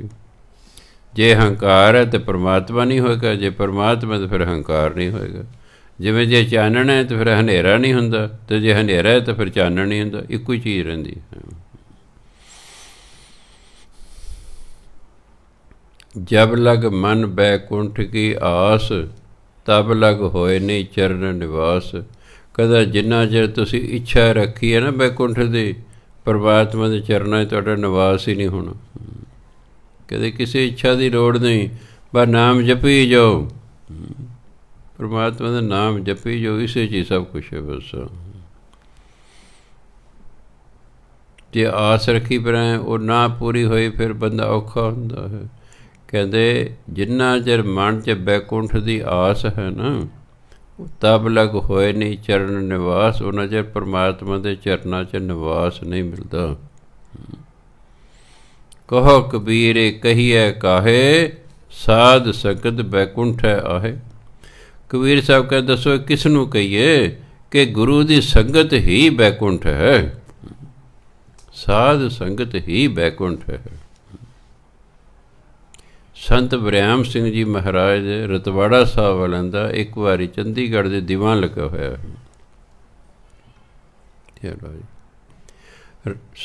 ਸੰਤ ਈਸ਼ਰ ਸਿੰਘ ਮਹਾਰਾਜ ਦਾ, ਸੰਤ ਵਰਿਆਮ ਸਿੰਘ ਨੇ ਲਵਾਇਆ ਉੱਥੇ ਦੀਵਾਨ। ਸੰਤ ਵਰਿਆਮ ਸਿੰਘ ਜੀ ਹੇਠਾਂ ਹੀ ਬੈਠੇ, ਸਟੇਜ 'ਤੇ ਨਹੀਂ ਬੈਠੇ। ਸੰਤ ਈਸ਼ਰ ਸਿੰਘ ਜੀ ਮਹਾਰਾਜ ਕਥਾ ਕੀਰਤਨ ਕਰ ਰਹੇ ਰਤਵਾੜਾ ਸਾਹਿਬ ਵਾਲੇ। ਸੰਤ ਵਰਿਆਮ ਸਿੰਘ ਦੇ ਮਗਰ ਇੱਕ ਬੀਬੀ ਬੈਠੀ ਹੈ।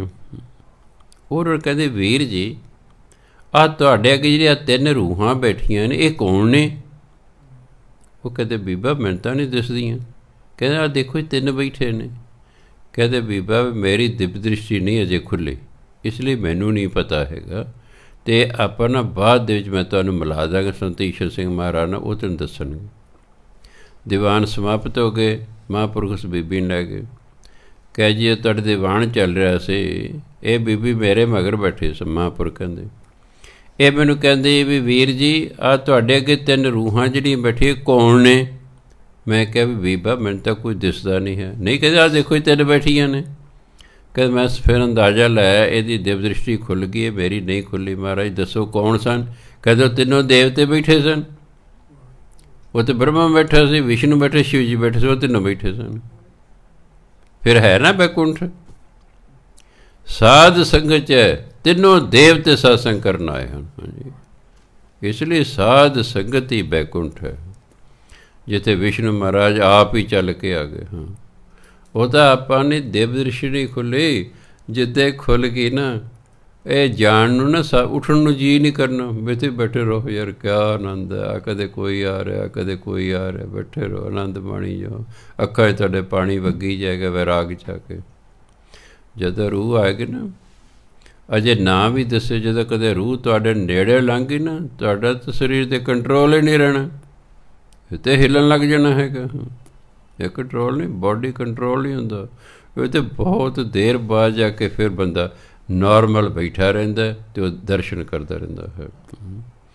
ਧਰਮਾਂ ਦੀ ਕਿ ਧਰਮ ਦੀ ਤਾਂ ਸਮਝ ਹੀ ਬਾਅਦ 'ਚ ਆਉਣ ਲੱਗਦੀ। ਹਾਂ, ਦਿਵ ਦ੍ਰਿਸ਼ਟੀ ਖੁੱਲ੍ਹਣ ਤੋਂ ਬਾਅਦ ਪਤਾ ਲੱਗਦਾ ਧਰਮ ਕਿਹਨੂੰ ਕਹਿੰਦੇ ਨੇ ਅਤੇ ਸਤ ਸੰਗਤ ਕਿਹਨੂੰ ਕਹਿੰਦੇ ਨੇ ਅਤੇ ਇਹਦੇ 'ਚ ਕੀ ਆਨੰਦ ਹੈ। ਦੇਖੋ ਅਗਲਿਆਂ ਦੀ ਦਿਵ ਦ੍ਰਿਸ਼ਟੀ ਖੁੱਲ੍ਹੀ ਸੀ, ਉਹਨਾਂ ਨੇ ਦੱਸਤਾ ਕਿ ਭਾਈ ਉਹ ਤਾਂ ਤਿੰਨੋਂ ਦੇਵਤੇ ਸਨ, ਅਤੇ ਮਗਰ ਬੀਬੀ ਦੀ ਵੀ ਖੁੱਲ੍ਹੀ ਸੀ, ਅਤੇ ਉਹ ਕਹਿੰਦੇ ਤਿੰਨ ਰੂਹਾਂ ਕਿਹੜੀਆਂ ਬੈਠੀਆਂ ਜੀ। ਹਾਂ, ਜੇ ਤਾਂ ਤਸਵੀਰਾਂ ਵੇਖੀ ਹੁਣ ਫਿਰ ਤਾਂ ਆਪਾਂ ਪਹਿਚਾਣ ਲੈਂਦੇ। ਕਈ ਵਾਰ ਕਹਿੰਦੇ ਗੁਰੂਆਂ ਦੀਆਂ ਤਸਵੀਰਾਂ ਨਹੀਂ ਹੋਣੀਆਂ ਚਾਹੀਦੀਆਂ। ਮੈਂ ਨਹੀਂ ਯਾਰ, ਤਸਵੀਰ ਪੂਜੋ ਨਾ ਤੁਸੀਂ। ਮੈਂ ਨਹੀਂ ਕਹਿੰਦਾ ਤੁਸੀਂ ਤਸਵੀਰਾਂ ਨੂੰ ਪੂਜੋ, ਪੂਜੋ ਤਾਂ ਸਾਨੂੰ ਹੁਕਮ ਹੈ ਵੀ ਪੂਜਾ ਅਕਾਲ ਪੁਰਖ ਦੀ, ਪੂਜਾ ਤਾਂ ਅਕਾਲ ਪੁਰਖ ਦੀ ਕਰਨੀ। ਗੁਰੂ ਮਹਾਰਾਜ ਨਾਲ ਪਿਆਰ ਕਰਨਾ ਹੈ, ਗੁਰੂ ਮਹਾਰਾਜ ਦਾ ਸਤਿਕਾਰ ਕਰਨਾ, ਰੱਬ ਰੂਪ ਸਮਝ ਕੇ, ਪਰ ਤਸਵੀਰ ਦੀ ਪੂਜਾ ਨਹੀਂ ਕਰਨੀ। ਪਰ ਤਸਵੀਰ ਦਾ ਕੀ ਫਾਇਦਾ ਹੈ? ਮੰਨ ਲਓ ਤੁਹਾਡੀ ਦਿਵ ਦ੍ਰਿਸ਼ਟੀ ਖੁੱਲ੍ਹ ਗਈ ਅਤੇ ਤੁਸੀਂ ਗੁਰੂ ਨਾਨਕ ਦੀ ਤਸਵੀਰ ਹੀ ਨਹੀਂ ਵੇਖੀ, ਫਿਰ ਤੁਹਾਨੂੰ ਕਿਵੇਂ ਪਤਾ ਲੱਗੇ ਰੂਹ ਕਿਹੜੀ ਆਈ ਹੈ? ਮੈਂ ਤੂੰ ਦੱਸ ਮੈਨੂੰ, ਜਿਹੜਾ ਤੂੰ ਕਹਿਣਾ ਨਹੀਂ ਤਸਵੀਰਾਂ ਹੋਣੀ ਚਾਹੀਦੀਆਂ, ਮੁਸਲਮਾਨ ਨਹੀਂ ਬਣਾਉਂਦੇ। ਮੈਂ ਠੀਕ ਹੈ, ਨਹੀਂ ਬਣਾਉਂਦੇ।